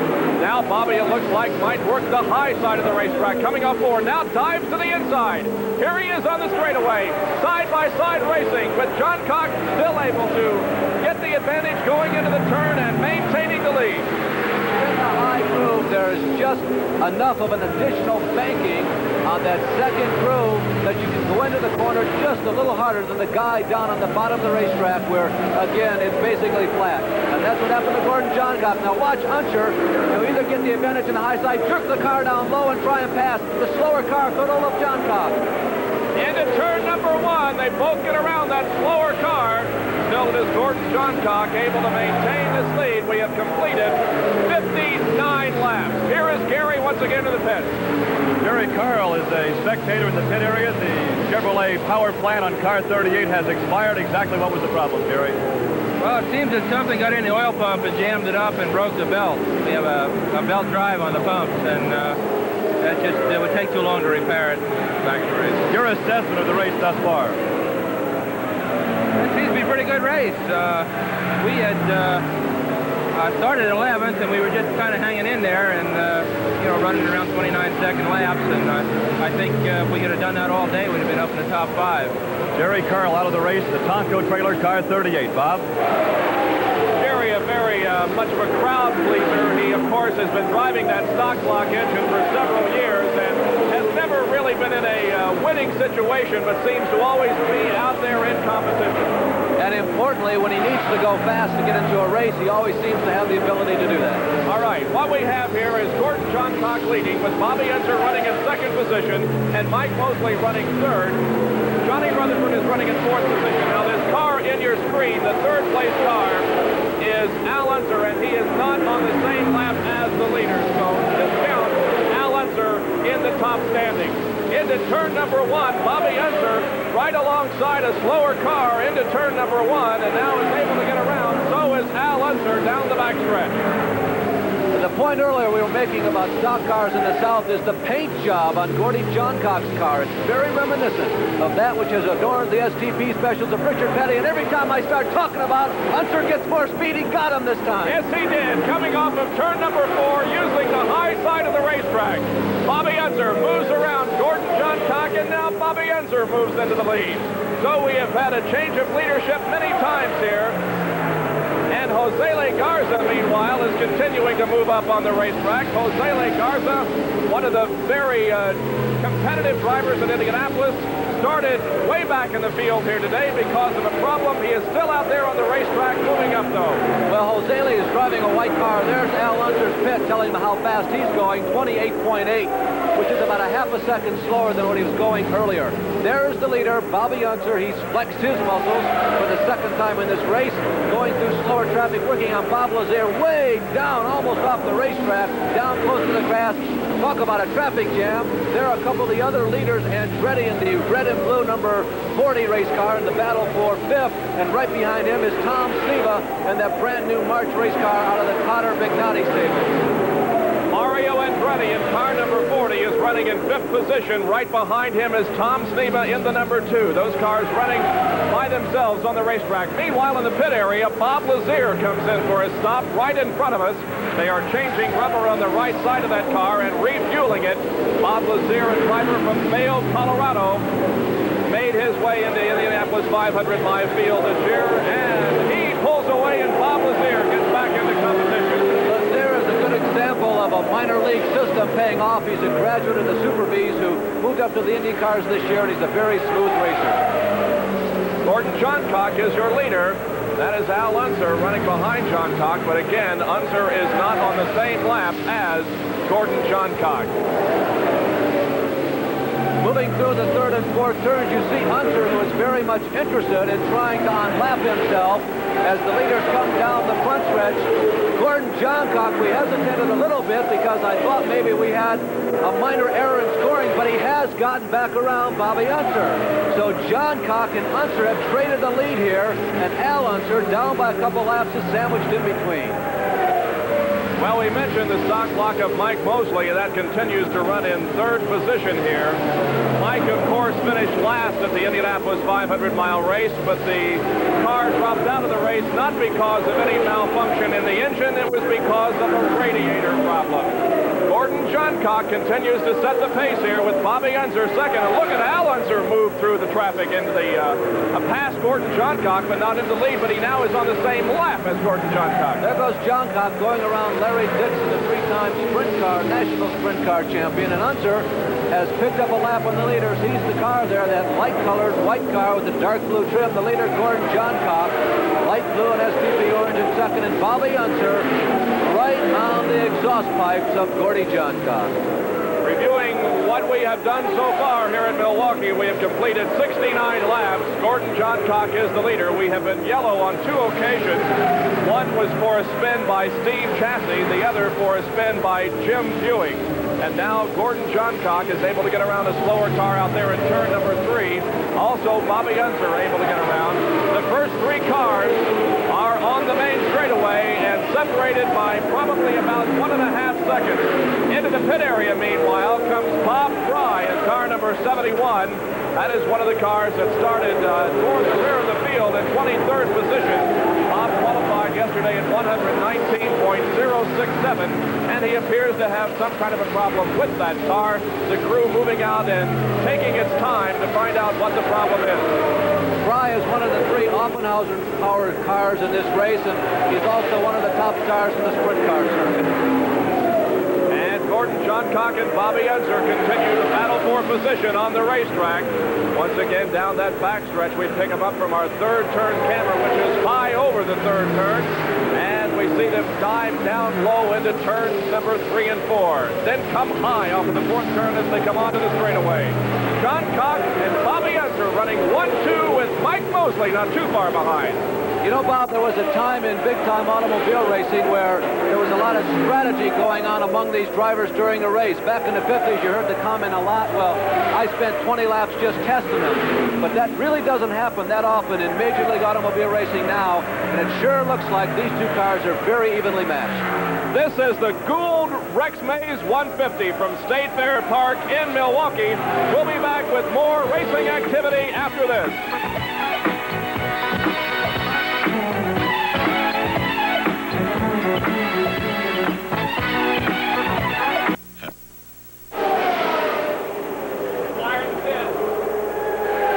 We are back live at Milwaukee, and we have a fire in the pit area of Herman Johnson.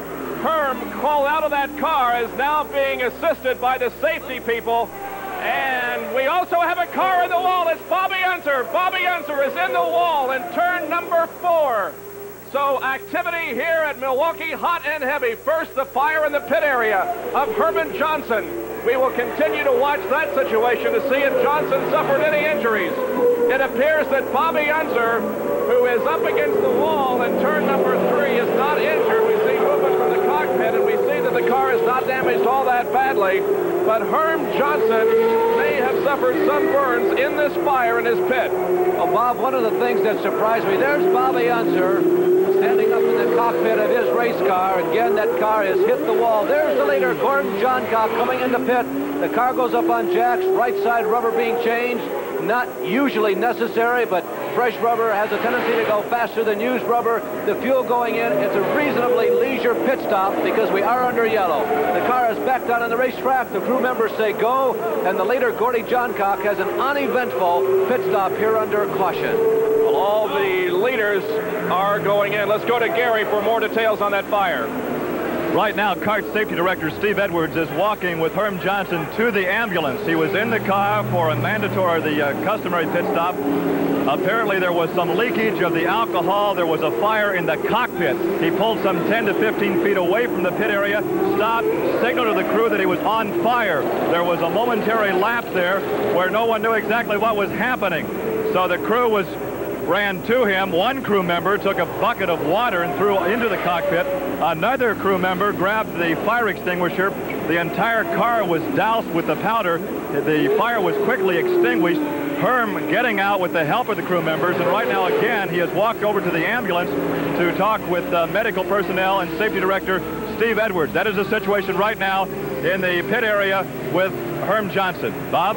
All right, Gary, and we'll hopefully perhaps be able to get an interview with Herm Johnson if he does not go to the hospital. Meanwhile, Dr. Steve Alvey, who is the medical director for Championship Auto Racing Teams, is conferring with Bobby Unser out there as Unser has climbed out of his wrecked race car in turn 4 and is now walking over to the safety vehicle.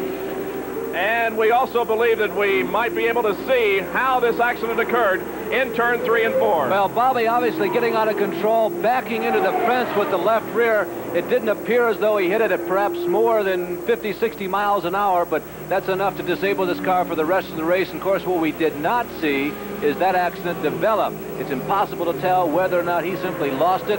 He may have been pinched off by slower traffic, but Bobby not hitting so severely so as to injure himself, but certainly that car is out of this event. The leader is being shown as Johnny Rutherford in car number 1. Second place at this point is Tom Sneva. Third position is shown as Kevin Cogan, and fourth is Mario Andretti. Well, we are under yellow because of the accident involving Bobby Unser, so we pause for this message, and we'll be back with more from State Fair Park after this. Jenkins, Larry Newber, and Gary Lee back live at State Fair Park for the Gould Rex Mays 150. The standings at the end of 81 laps show that the leader is Johnny Rutherford, and here comes the green once again. Rutherford shown as the leader with Tom Sneva running second, and those cars are side by side going into turn number 1. Rutherford to the outside with the advantage because of the Dick Simon car to the inside, and so Rutherford gets the advantage coming off of turn 2, but Tom Sneva is right there in car number 2. Well, Sneva took the calculated risk, Bob. He made a prediction as to where Dick Simon would be on the racetrack. He darted down low. He was in total control the whole time, and he just took a chance that had he been successful in his guess, he would have out-dragged Johnny Rutherford going into the first turn, but it just didn't unfold the way he kind of hoped it would. He did a fine job of making a second decision on the spot, of keeping his car under control, letting Johnny Rutherford file by on the outside, and now back to racing.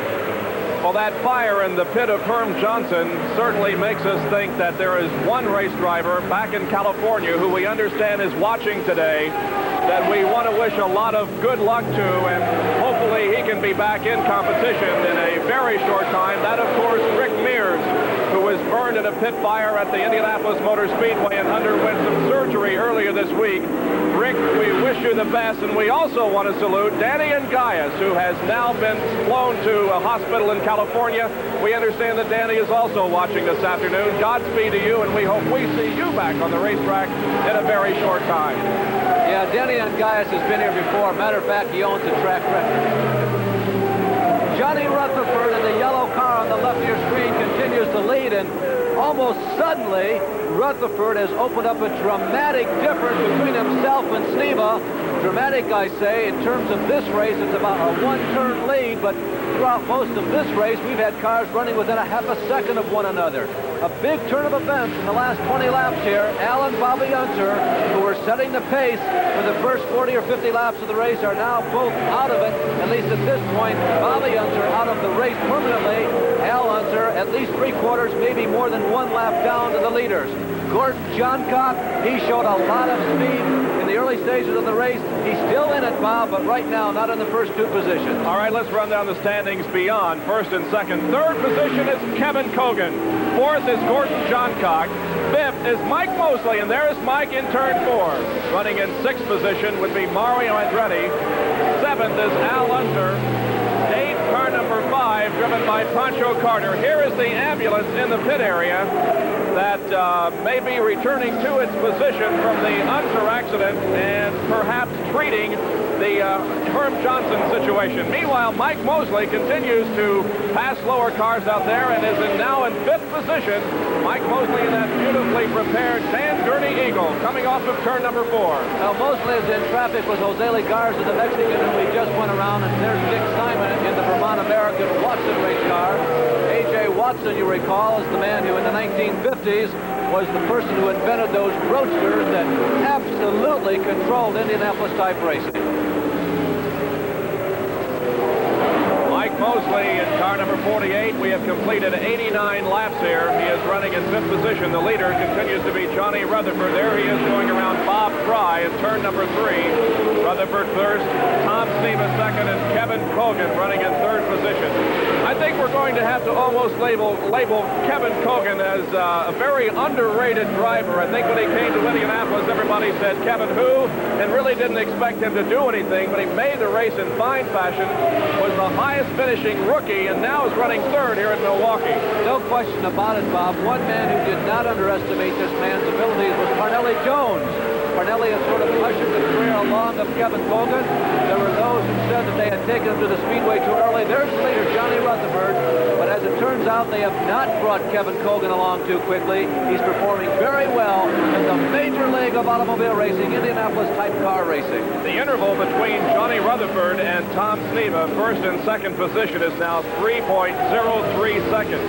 So the lead is being stretched out just a little by Johnny Rutherford here. Rutherford there on the backstretch running very slowly. We are more than halfway, or rather very smoothly. It looks slow on the screen because the track is so wide and long. You lose a lot of the illusion of the speed, but Rutherford lapping this racetrack at close to 130 miles an hour and reaching a top speed of almost 150 to 152 or 3 on the straightaways. We're more than halfway through the race. About 58 laps to go. It is a 150-lap race. We do expect more pit stops. All right, that flag that you see being displayed, the blue with the orange stripe, is a courtesy flag. It's displayed to a driver to let him know that a faster car wants to get around him. It does not necessarily mean that he must do anything, but it does mean that he should show some courtesy and allow the faster car to get around. On your screen at home, it may look like a black flag, but it is not. The dark blue and the black look very close on color television. You can tell that courtesy flag by the orange diagonal stripe. Johnny Rutherford is your leader. He has stretched the interval between himself and Tom Sneva to 4.4 seconds. Kevin Cogan continues to run 3rd. Gordon Johncock 4th. Mike Mosley is 5th. Al Unser is 6th. Pancho Carter running 7th. 8th is Mario Andretti. 9th is Tom Bigelow. And 10th is the car number 37, driven by Scott Brayton. There's some good wheel-to-wheel racing here between Gordon Johncock and Mike Mosley. Mosley to the inside. This is the battle for 4th position, and Mike Mosley gets around Gordon Johncock for 4th. Boy, I'll tell you, that Gurney Eagle is sticking down on the pancake part of the racetrack. We've seen Mosley pass there several times today. Mosley moves into the number 4 position now, and we'll see if Mosley has enough strength to catch up with Kevin Cogan. Earlier in the race, Cogan is right in front of him, and Mosley is going to work right away to try and prove himself again.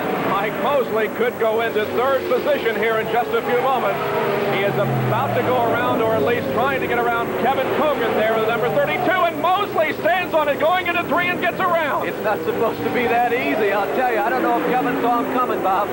What a story here this afternoon. Mike Mosley started 25th, is running in 3rd position now at the conclusion of 96 laps. Now Kevin Cogan falls back into 4th. Gordon Johncock in 5th, and Johncock also trying to get around the Kevin Cogan car. You know, we might talk a little bit about communications with the drivers out in the race car. Most of them have radios, so they are in radio control with their crew. There's the leader, Johnny Rutherford, coming down the front stretch and darting into turn number 1. They have radio control with their crews. They have a crewman out along the front stretch on the inside giving hand signals. Plus, there's a little bit of the audio situation that drivers can hear fellow competitors on the racetrack. Here is Gary Lee in the pit area. It was a horrifying scene in the pit area for the Herm Johnson fire. We understand now, Mike Knight, that Herm is doing well in the track hospital. Yes, Herm received burns on his lower right leg, first-degree burns, but he's in good shape. He's at the track hospital being treated. He'll be released from there shortly. Okay, Mike, thank you. Back to you, Bob. Mike Knight, the communications director for Championship Auto Racing Teams, and we thank Mike very much for stopping over and giving us a report on Herm Johnson. We're, of course, very concerned about his welfare because the fire did appear to be rather serious, especially since it was in the cockpit area itself. Well, again, it's been said so many times that worth repeating. These cars use methanol alcohol, a blend of alcohol, and when it burns, it's impossible to see. On our replay, you can see no flames. We couldn't even see the heat waves from up here, but you saw Herman Johnson slapping at his leg. Believe me, he was on fire, even though it didn't look bright orange. Johnny Rutherford puts another lap on Bob Lazier here in turn number 3. Johnny Rutherford, your leader of the Gould Rex Mays 150 at this point. And when Rutherford comes down, he will complete 100 laps. And the question from the crew, how is the fuel situation? Johnny Rutherford did not make a pit stop during our most recent yellow for the Bobby Unser and Herman Johnson situation. Once again, here is Gary. The Pennzoil Chaparral team is ready. We will note that when they go out, we have 2 prototype Simpson helmets being used today. In the aftermath of the fire at the Speedway, the fire we have just had in the Herman Johnson pit, the Simpson people have put together these prototypes. They are being worn and tested today by the Pennzoil Chaparral crew.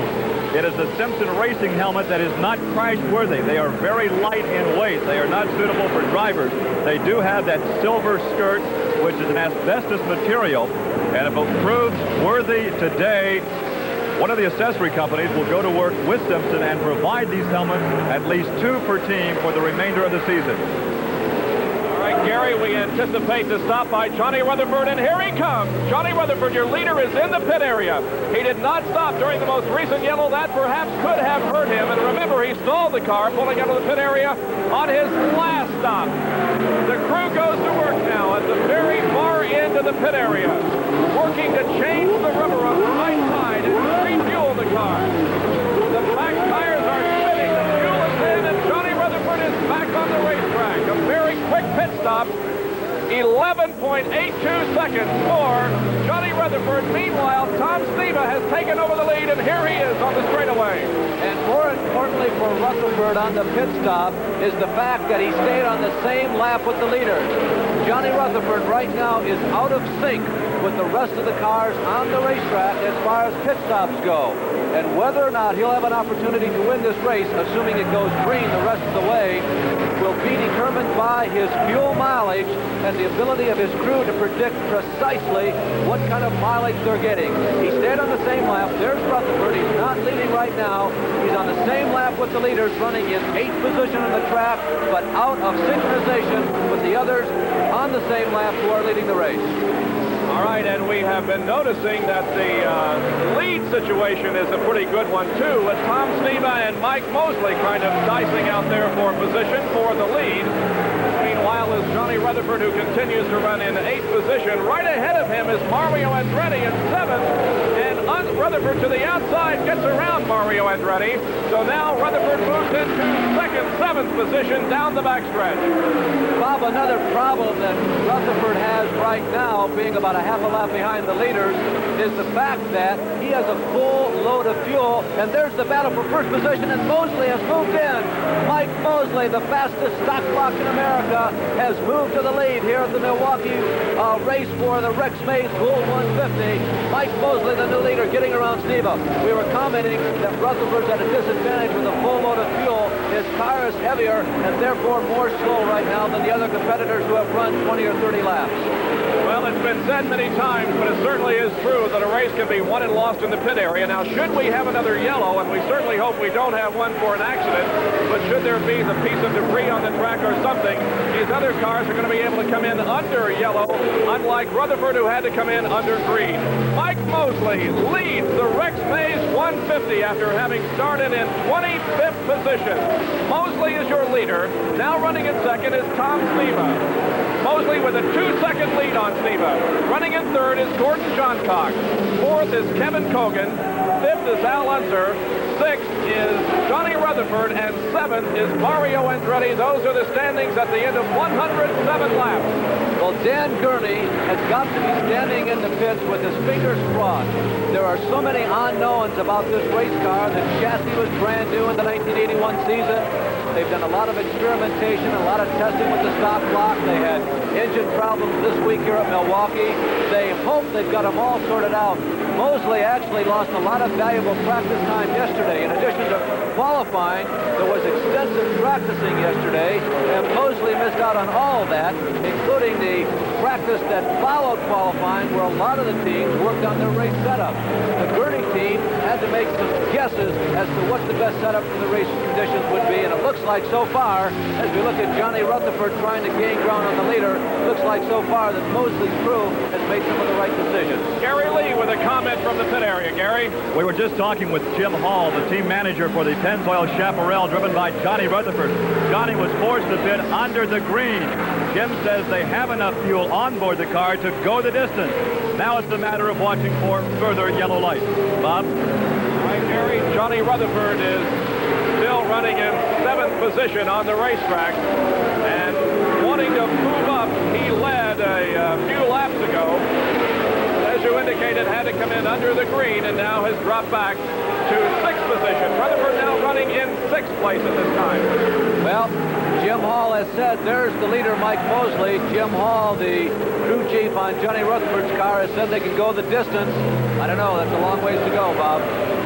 Well, it certainly is. We've completed 111 laps. Mike Mosley shown as the leader. What a story this is. Yesterday, during the qualifying session, we saw this car in 2 pieces. The front was separated from the back half of the car, and they were working to try to get it into the show. And it's only because the promoter elected to start all of the cars that showed up here this weekend, or at least most of them, that Mike Mosley was allowed to start, and now he is leading this event. Another instance or another explanation as to why it really doesn't make any difference where you start, but it's where you finish a race. Mike Mosley has shown that you can come from the last row to lead here at Milwaukee in 112 laps on a 1-mile track. Well, Mosley, who has extensive experience in Indy-type car racing, first came to the Midwest, as we see the sign go up, 38 laps to go. First came to the Midwest in the 1966 and 1967 seasons as a California sprint car driver. He was immediately eyed by A.J. Watson, who gave him his first set of real good competitive rides. Mosley is the man who back in the early 70s had that magnetic attraction for the 4th turn at Indianapolis. 3 years in a row, he hit the wall coming off the 4th turn, and at least 2 of those crashes were not his fault. Mosley has tried to retire on a number of occasions. There's Mario Andretti in the pit area. You see the STP sign up. That marks the place where Mario was instructed to stop. He hit it right on the nose. There's the crew working over the car, checking the tire and rubber on the right side of the race car. They did change right side rubber, new fuel, and Andretti is back out on the track. Larry, as we watched that pit stop, and we viewed it from the front end of the race car, that was a 15.67-second pit stop. You can see the tremendous heat that comes off of these race cars, and it's no wonder that a fire erupts whenever any amount of fuel is spilled. We go back to the leader and talk about Mike Mosley. He holds several records here at Milwaukee as he goes around Bob Fry once again and now comes off of the corner. Mike Mosley holds the record for 100 miles. He holds the record for 125 miles, and he holds the record for 150 miles. That was set in June of 1976 at an hour, 14 minutes, and 2 seconds, an average speed of 121.557 miles an hour. Mike Mosley from Fallbrook, California. He is a former winner of this race, the Rex Mays Classic, having won it in 1976, driving for Jerry O'Connell, another one of the long-time and successful car owners on the Indycar trail. 8.31 seconds is the interval between Mike Mosley and Tom Snebo, who's running second. Once again, Gary Lee. One of the most popular drivers anywhere is Dwayne Poncho Carter out of the race today. What's the problem? Well, it seems that we broke something in the hub or the right rear upright that drives that right rear tire. So it's I'm not positive what it is, but it was only driving off the left rear, and you can't keep running that way. And the crew had a taxing night changing engines. It's been a bad weekend. We dropped a valve right at the end of practice yesterday and had to get our backup car out, qualify it with no practice. The guys worked all night to put another engine in our first line car, got it back together, found out the clutch was wrong with it, had to take it back apart, put a new clutch on it, put that back together this morning, found out that the fuel pump drive wasn't working. So they've really been working hard, and it's not really something that they could have found. I think it's just something that's fatigued in the right rear upright. Makes for a long drive home. Sure does. Thank you, Poncho Carter. Back to you, Bob. Talk about a versatile race driver. There is one, Poncho Carter. Here is Mike Mosley continuing to lead. Carter's involved in a very interesting experiment this year, running a V6 engine on the ASA late model stock car trail, which is a big change for any of these open wheel drivers. And we noticed that Mike Mosley, using that extreme inside portion of the racetrack, especially in turns 3 and 4, the left left side of that car is almost off of the racetrack in the grass, at least at some point, but Mosley is still maintaining the lead. We do expect a pit stop from Mike Mosley momentarily. We will watch that situation for you. Here he is, diving into turn number 3. Perhaps he has his eyes set on a pit stop this time, although he moves to the outside now of Al Unser, and also if Dick Simon isn't in a real good position. No, he does stay out there to complete another lap, and he will be stopping momentarily, we believe. Bob, they like to pit on a lap that's been a good one. In other words, if they've had a lap where they've been slowed in traffic, they know they've already lost time on the racetrack in that particular lap. And if they feel as though they have enough fuel left, they'll hold off one more lap and try and pit on a good one. Also try and pit if they can get the most amount of speed coming through 3 and 4 where Mosley is right now before coming in. I wouldn't be surprised to see Mike Gard in this time, but no, he's waving to the crew, though, telling them, obviously signaling to them that he's ready. Now remember, they don't have fuel gauges as such in these race cars, just a pressure gauge that tells them how much fuel pressure is in the tanks. He has opened up a 12.5-second lead on Tom Sneva. And by the way, Mike Mosley is battling here with Al Unser on the racetrack. That apparently is the last car on the same lead lap. So Al Unser is running in 5th position at this time and is just about to be lapped by Mike Mosley. Ahead of Al Unser in 4th position is Kevin Cogan. 3rd is Gordon Johncock. 2nd is Tom Sneva, and the leader, Mike Mosley. Now Mike pulls alongside Al Unser down the backstretch. And Mike Mosley slips by on the inside at turn 3. And Bob, he was gesturing, and I believe it was directed toward Al Unser. I think Mike Mosley felt that he was lapping Al Unser and that Al should have abided by a courtesy flag, which I did not see thrown. It may have been thrown. But Mike, when he was gesturing, we called it as gesturing at the crew a couple of laps earlier, did it again as he went around Al, and I think that's the direction he pointed toward. Now, Mike Mosley up in the gray stuff there, a little high in turn 2, it appeared, trying to get around Bob Lazier at a back off. Now he goes around Lazier in turn number 3. So Mike Mosley with about a 12-second lead here on Tom Sneva at this point shows no sign of coming in for a pit stop, but he is going to have to before long. Into the pits, meanwhile, is Al Unser, who is still in 5th position at this point. Well, you just saw the pit board in Mike Mosley's pit. Plus 13, and Johnny Rutherford is now in the pit area. Johnny Rutherford is in the pits. Here's a real surprise. Rutherford was in not too many laps ago for a routine pit stop, and Rutherford is back in the pit area. So obviously a problem with that car. They are changing rubber on the right side, and they're also changing the left rear tires. So apparently, Rutherford may also be having tire problems, as Al Unser did earlier in the race. At this stage of the race, Bob, that's going to eliminate him from contention. The other thing that happened when the car came into the pit, they did not put it up on the jacks immediately. The crew was caught a little bit off guard. They didn't know exactly what Johnny wanted in the cockpit. There's the leader, Mike Mosley, and that does give Mosley a little bit of breathing room. That's one more top contender who now works from an extreme deficit in the final stages of this race. Only 25 laps to go.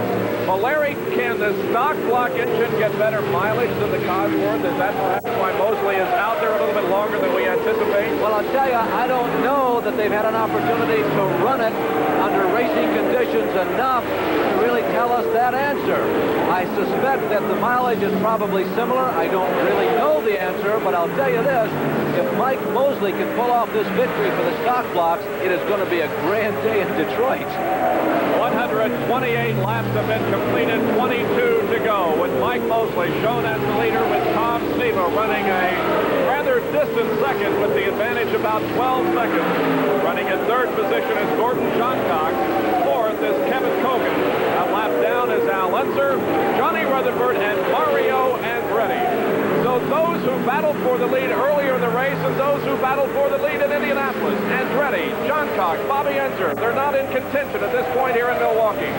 No, they're not, and a couple of the newer names on the Indycar scene, and most notably Kevin Cogan, is right where he was near the end of the Indianapolis 500-mile race, solidly entrenched in the top 5 positions. Cogan has spent all day running 4th, 5th, and 6th, and it looks like he's going to execute another smooth ride. There goes Mike Mosley underneath Al Unser again for the 2nd time in about the past 5 or 6 minutes, and certainly in the past 5 or past 10 green flag laps. Gary Lee, you have an observation on our leader. Yes, Bob, right now one of the happiest guys at the State Fair Park is Dan Gurney, the owner and the builder of the Eagle, driven right now in the lead by Mike Mosley. We were talking to Dan about that next stop coming up. He says he may stay out there for another 10 to 12 laps. He has enough fuel to look for Mike to make the stop around 140 circuits. All right, Gary, Mike Mosley is the leader here with just about 19 laps to go. We will be back with more racing from State Fair Park in Milwaukee after we hear this.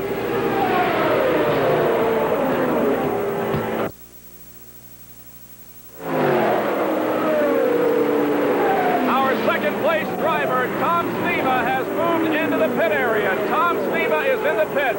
The crew goes to work, replacing the rubber on the right side. The fuel goes in. Sneva has been about 16 seconds behind Mike Mosley in second, and Sneva apparently has stalled the engine too. The starter goes in. There, fire is in the car now, and Sneva, no, he still can't get it going. There's obviously a problem. What a break for the Dan Gurney-owned Mike Mosley-driven crew. The number 48 car gets a great break as his stiffest competitor. We have a yellow flag on the racetrack. Another good break for Mike Mosley. Really, this is what Mike Mosley has been waiting for. Tom Sneva still is in the pit area, and apparently they cannot get that car started. Now it's moving, and the crew frantically signaling for Sneva to pull out onto the racetrack, and there he goes, but it was a long and disastrous pit stop. Now with the yellow out, and we're still trying to determine why the yellow has come out. We'll let you know in just a moment. Mike Mosley on the backstretch, and undoubtedly will be coming in for the stop this time. Boy, if he doesn't stop in the next 2 laps, the sun ain't going to come up tomorrow. I'll tell you, this has got to be exactly what they were waiting for, as you pointed out. Mosley should be able to come in for a routine pit stop. If all goes well, he might have the rocking chair seat to come home to victory in the final 20 laps of this race. Final 12 laps, we're that close to the finish. Here he comes in. Lap 139 is being completed. Gary Lee is near the Mike Mosley pit. Mike Mosley, they're checking the tires right now. There is no tire change. Fuel, this will be a fast one. And the Pepsi Challenger is underway. A quick stop for Mike Mosley. Wow. 6.4 seconds, 6.47 second pit stop for Mike Mosley, who is back out on the racetrack. A tremendous finish is coming up here. We've got 11 laps to go till the checkered comes out. Rejoin us for the finish of the Rex Mays 150 in a moment.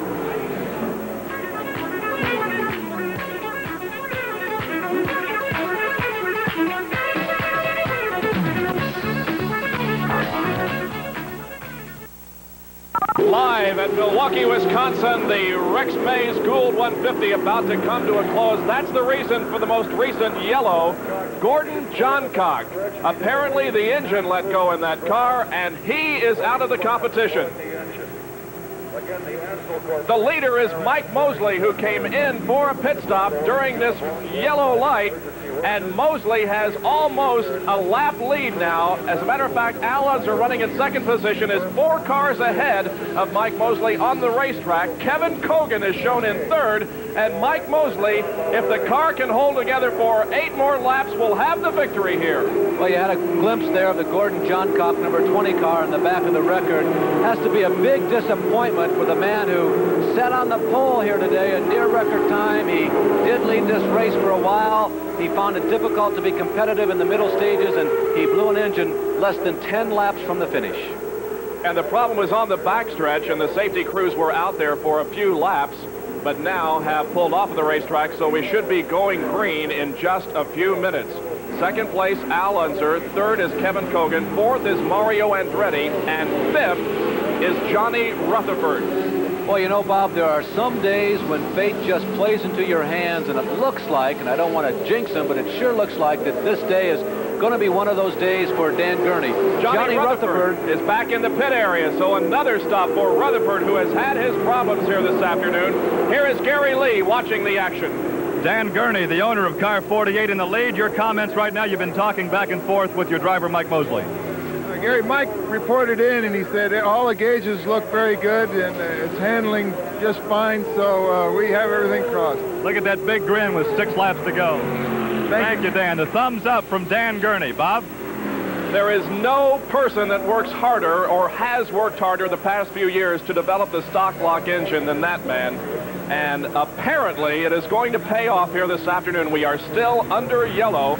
This will complete lap 145. Only 5 more laps to go for Mike Mosley in car 48, the Pepsi Challenger. At least we forget that Dan Gurney had a pretty illustrious driving career himself. The first American to win a Formula One race in a car of his own design, and a man who once finished second at the Indianapolis 500-mile race on 2 occasions. Championship Auto Racing Teams has sanctioned this race here this afternoon, and it's been an exciting one. And again, a reminder, we will have more of these kart IndyCar races live for you on ESPN. Our next one will be at Atlanta, Georgia. Running on the racetrack directly in front of the leader right now, Mike Mosley, was Tom Bigelow, although Mosley now seems to have moved around Bigelow. Bigelow is several laps down from the leader. Another one of the stock blocks out on the racetrack, and the cars that run behind the lead cars, they do have the option to wave one of the faster cars, one of the leaders by. We are going green with 4 more laps to go. This completes lap number 146. Mike Mosley is your leader, and we have just a short distance now before the end of this race, and Mike Mosley is in a very good position here, and I'm sure his object now is just to keep the car between the retaining walls and to make sure they're at least to hope that nothing goes wrong with the engine of the car. Well, Mosley was very conservative on the start, as you saw. Sometimes there is confusion at the restart of a race, and Mike really took his time and was cautious going through the first couple of corners, and he's definitely not at the top speed that we've seen him in running most of the day. You saw him, however, dispose of Kevin Kogan, which surprised me a little bit because Kogan is running competitive. Kevin in 3rd position. But Mosley just trying to ride this one out now. He's checking all the gauges he possibly can as he goes around the racetrack, trying to keep his eye, of course, on traffic in front of him.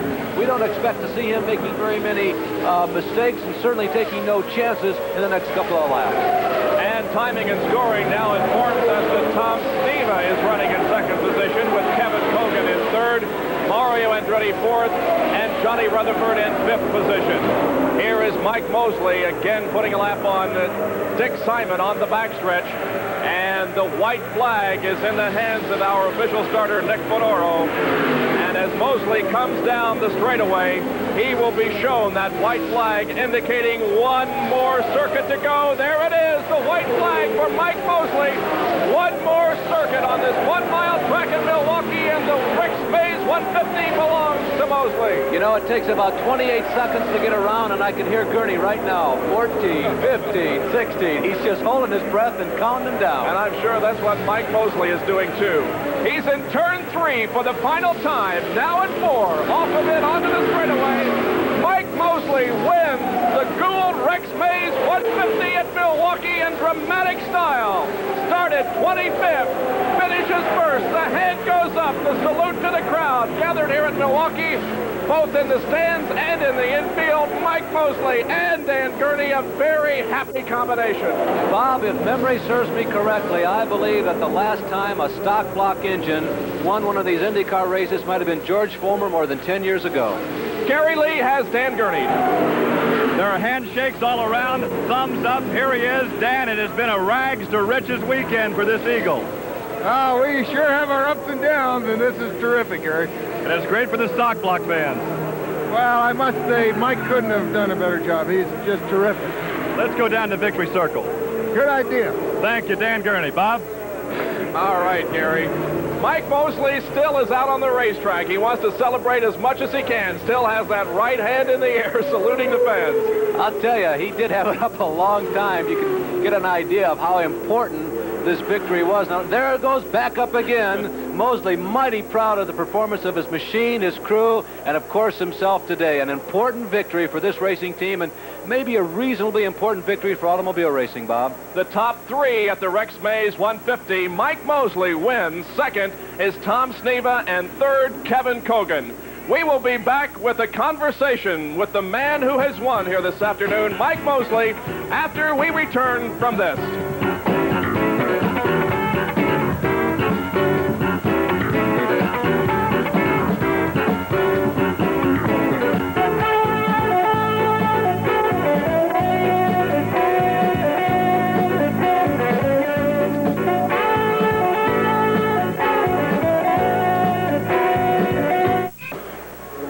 are watching the victory celebration live at Milwaukee with Mike Mosley sitting on the back of the car. Here is the winter interview with Gary Lee. The quiet guy from California. He doesn't say a whole lot, but the foot talks real loud. Congratulations. Your thoughts? Last evening about 6 o'clock, the car was in 3 or 4 pieces. Did you have any idea it would turn out like this? I never dreamed it would turn out like this, and I'm very happy, very surprised. And the crew did a super job, and we'd like to thank PPG and Pepsi and just all the people. We talked to Dan, and Dan kept saying, Mike is saying everything is going so well out there. Everything was great. The motor temperature was great. The motor ran great all day long. It's not a problem. Were you ever in harm's way out there? No, everything was going great all day long. We congratulate the driver right over here once again. A guy that has seen victory lane so many times as a driver and now a car owner. Congratulations to Dan Gurney once again. Oh, thank you, Gary. I know it means a great deal to all of us, and Mike never lost faith in us, although he had plenty of reason to, and we're really pleased for him, too. Once again, we call it a rags to riches weekend for you guys. We congratulate the Pepsi Challenger. Bob? Well, I was going to say before we went to the interview that if tradition holds, Mike will not have a whole lot to say because he isn't an outspoken person, but I'll tell you, he's some kind of a race driver. Yeah, he really is, and he has been since the first time that we saw him in a sprint car back in the mid-1960s. You know, the victory today, a car that was new and developed over the 1980-81 season, there was a new car that finished second also on the unofficial rundown at the end of the race, Tom Sneva, in that new March, which was so fast at the Indianapolis Motor Speedway in May. That car came home second today, and even though it's a second-place finish, that's a victory of sorts for a brand-new car fresh out of the box less than 30 days ago. The unofficial finish shows that Mike Mosley was the winner. In second position, Tom Sneva. Third, Kevin Cogan in a very fine performance. We'll have more from State Fair Park in Milwaukee, Wisconsin after this.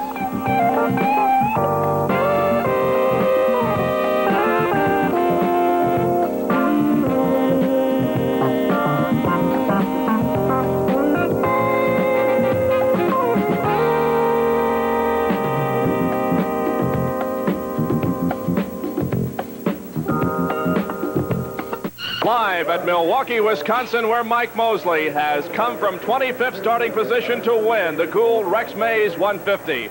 Second place, Tom Sneva. Third, Kevin Cogan. Here is Gary Lee. And these guys make it sound like a high school skating party, a tad slick out there, eh, Tom? It was a little greasy, yeah, but it was the same for everything. But, you know, it depending on how you drive the car, you get in one time and throw her sideways, and next time it'd push up into the gray. So it's a driver's racetrack. It's a fun racetrack. You know, you older veterans have to look over your shoulder because you have some young guys like this Kevin Cogan here coming up right behind you.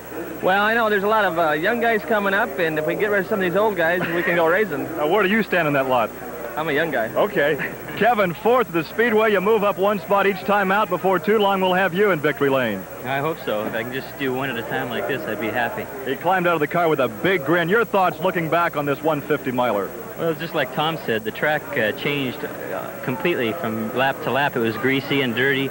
And one time I was behind Tom on one of the restarts thinking maybe I could catch him. I saw him go way up into the gray, and I started to laugh. And like I think he does that on purpose, doesn't he? Well, then it was me. I did the same thing, and then I didn't laugh anymore. Were you in harm's way at any time during the race? I had a lot of trouble with passing slower cars as usual.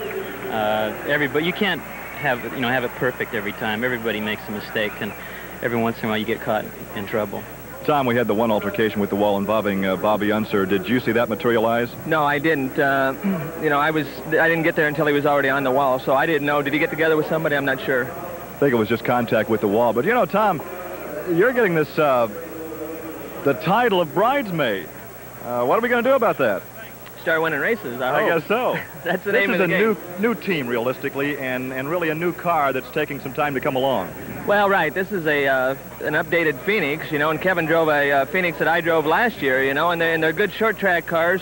We've got a long track car, this March, that I would have liked to have run here, but we'll have it for the next race, and, you know, as this team develops, it's going to get better.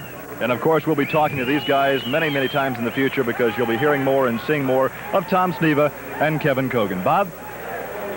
And we will hopefully be seeing them at Atlanta in about 3 weeks as we prevent another kart race. Mike Mosley is on the back of a tow truck now with the trophy beside him and carrying the checkered flag. Well, as Gary indicated, our most serious wall-banging incident involved Bobby Unser, but really the most serious incident of the afternoon, Larry, was in the pit area, and that involved Herm Johnson. Yeah, and I don't think this is an indication of things to come. I think people at home that aren't familiar with racing say, boy, does this happen every race? And no, I don't think it does. And I really don't think that the two incidents were really related. There you see Herman being doused with the firefighting equipment by crew members of his own crew, as well as some of the Speedway firefighting crew members. And we have had an updated report on Herm Johnson's condition, that the burns are not serious, and they were apparently confined to the lower part of his body. So burns are never pleasant, but that's a better situation than having burns in the upper half of your body. The time of the race was 1 hour, 19 minutes, and 3 seconds, 113.838. Well, we examined the safety of running an automobile race a little closer yesterday. And again, Larry Newber was the one who examined that and the safety at an auto race. It may sound like a cliche, but safety is foremost. And at today's race, safety will probably be in the best hands available in the United States of America today for an automobile race. This is Steve Edwards. He's one of the directors of safety for the championship auto race teams. Steve, on the side of a crash, tell me exactly what happens when you go into action. Well, first thing that happens, Larry, is we have two of our own vehicles, our own fire rescue vehicles, that are completely self-contained vehicles as far as fire rescue, extrication, and medical. These vehicles will be strategically located around the racetrack. We will, over our base radio in the trucks, as well as the pack sets that we carry with us, receive information from our race control that there has been an incident. We will be told where the incident is and what the incident is, so we will be dispatched immediately to that incident. When we arrive on the scene, our first priority is to see if there is fire. If there is fire, we have a 500-pound dry chemical high-pressure fire boss unit here that we can discharge through the turret. We have a man in the turret that operates that, as well as a hose that we can extend from the truck to the scene if we need to. Once the fire is under control, our next responsibility is the welfare of the driver. At that point in time, if the driver has medical complications, we will take care of those. If there's an extrication situation, we have the Hirsch jaws of life here that we are able to use to extricate the driver, as well as several other pieces of auxiliary equipment that we can use in the extrication. Now, Steve, oftentimes this means you getting right down there in the cockpit with the driver, correct? That's correct, and I'm very grateful to the Simpson Fire Equipment Company for the uniform that I have, the gloves, the balaclava, the shoes, the same equipment that the drivers wear as fire protective clothing I also have, and that allows me to get in close proximity to the situation and not be afraid for my own well-being. Now, if there is a grave situation involved with the driver and a potential, maybe even loss of life on the spot, once that is handled and once the fire is extinguished, if that is a factor, then we go into action more or less on the medical front. And this truck comes complete with its own doctor. Steve Alvey, who rides in the truck with Steve Edwards, is on the spot and ready to go into action. That's right, Larry. My priority, of course, is the driver all along, and our main interest is in establishing his vital signs. To do that, in the event of circulatory failure, we have a monitor, cardiac monitor, and defibrillator that we can use. We have the emergency drugs necessary to establish a good heart rhythm and blood pressure. We also have the equipment necessary to intubate the patient, which means to get control of their airway so that we can give them adequate oxygen and control their breathing. These are the two primary things that we might have to do if the driver is trapped in the car for a long period of time.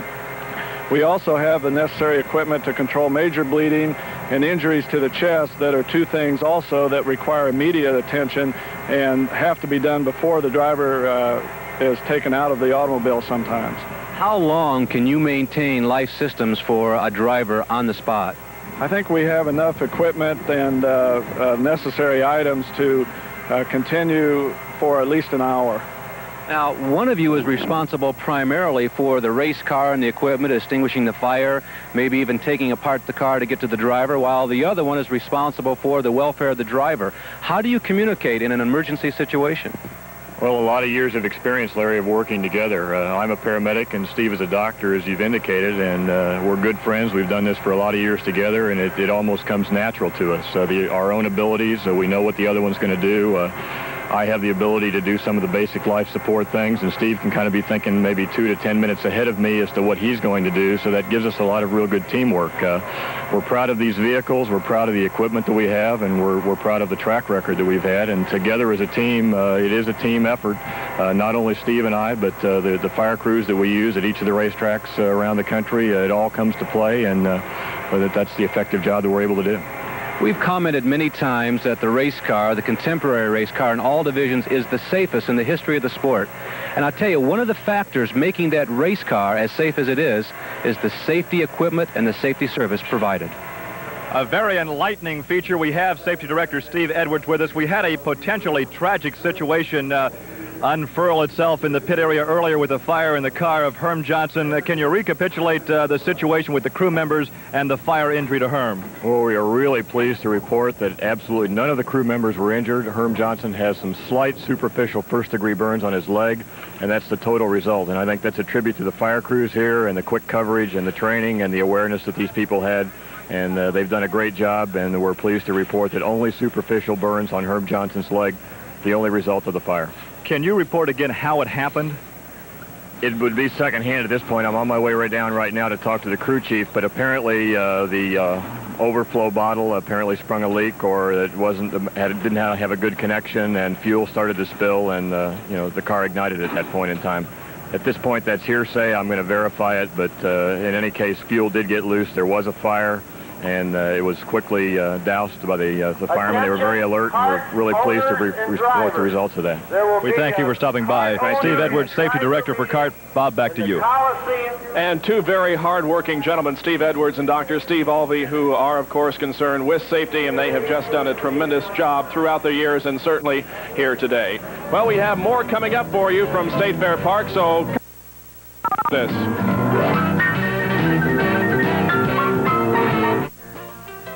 You're on the right track for exciting Auto Racing 81 Wednesdays on ESPN.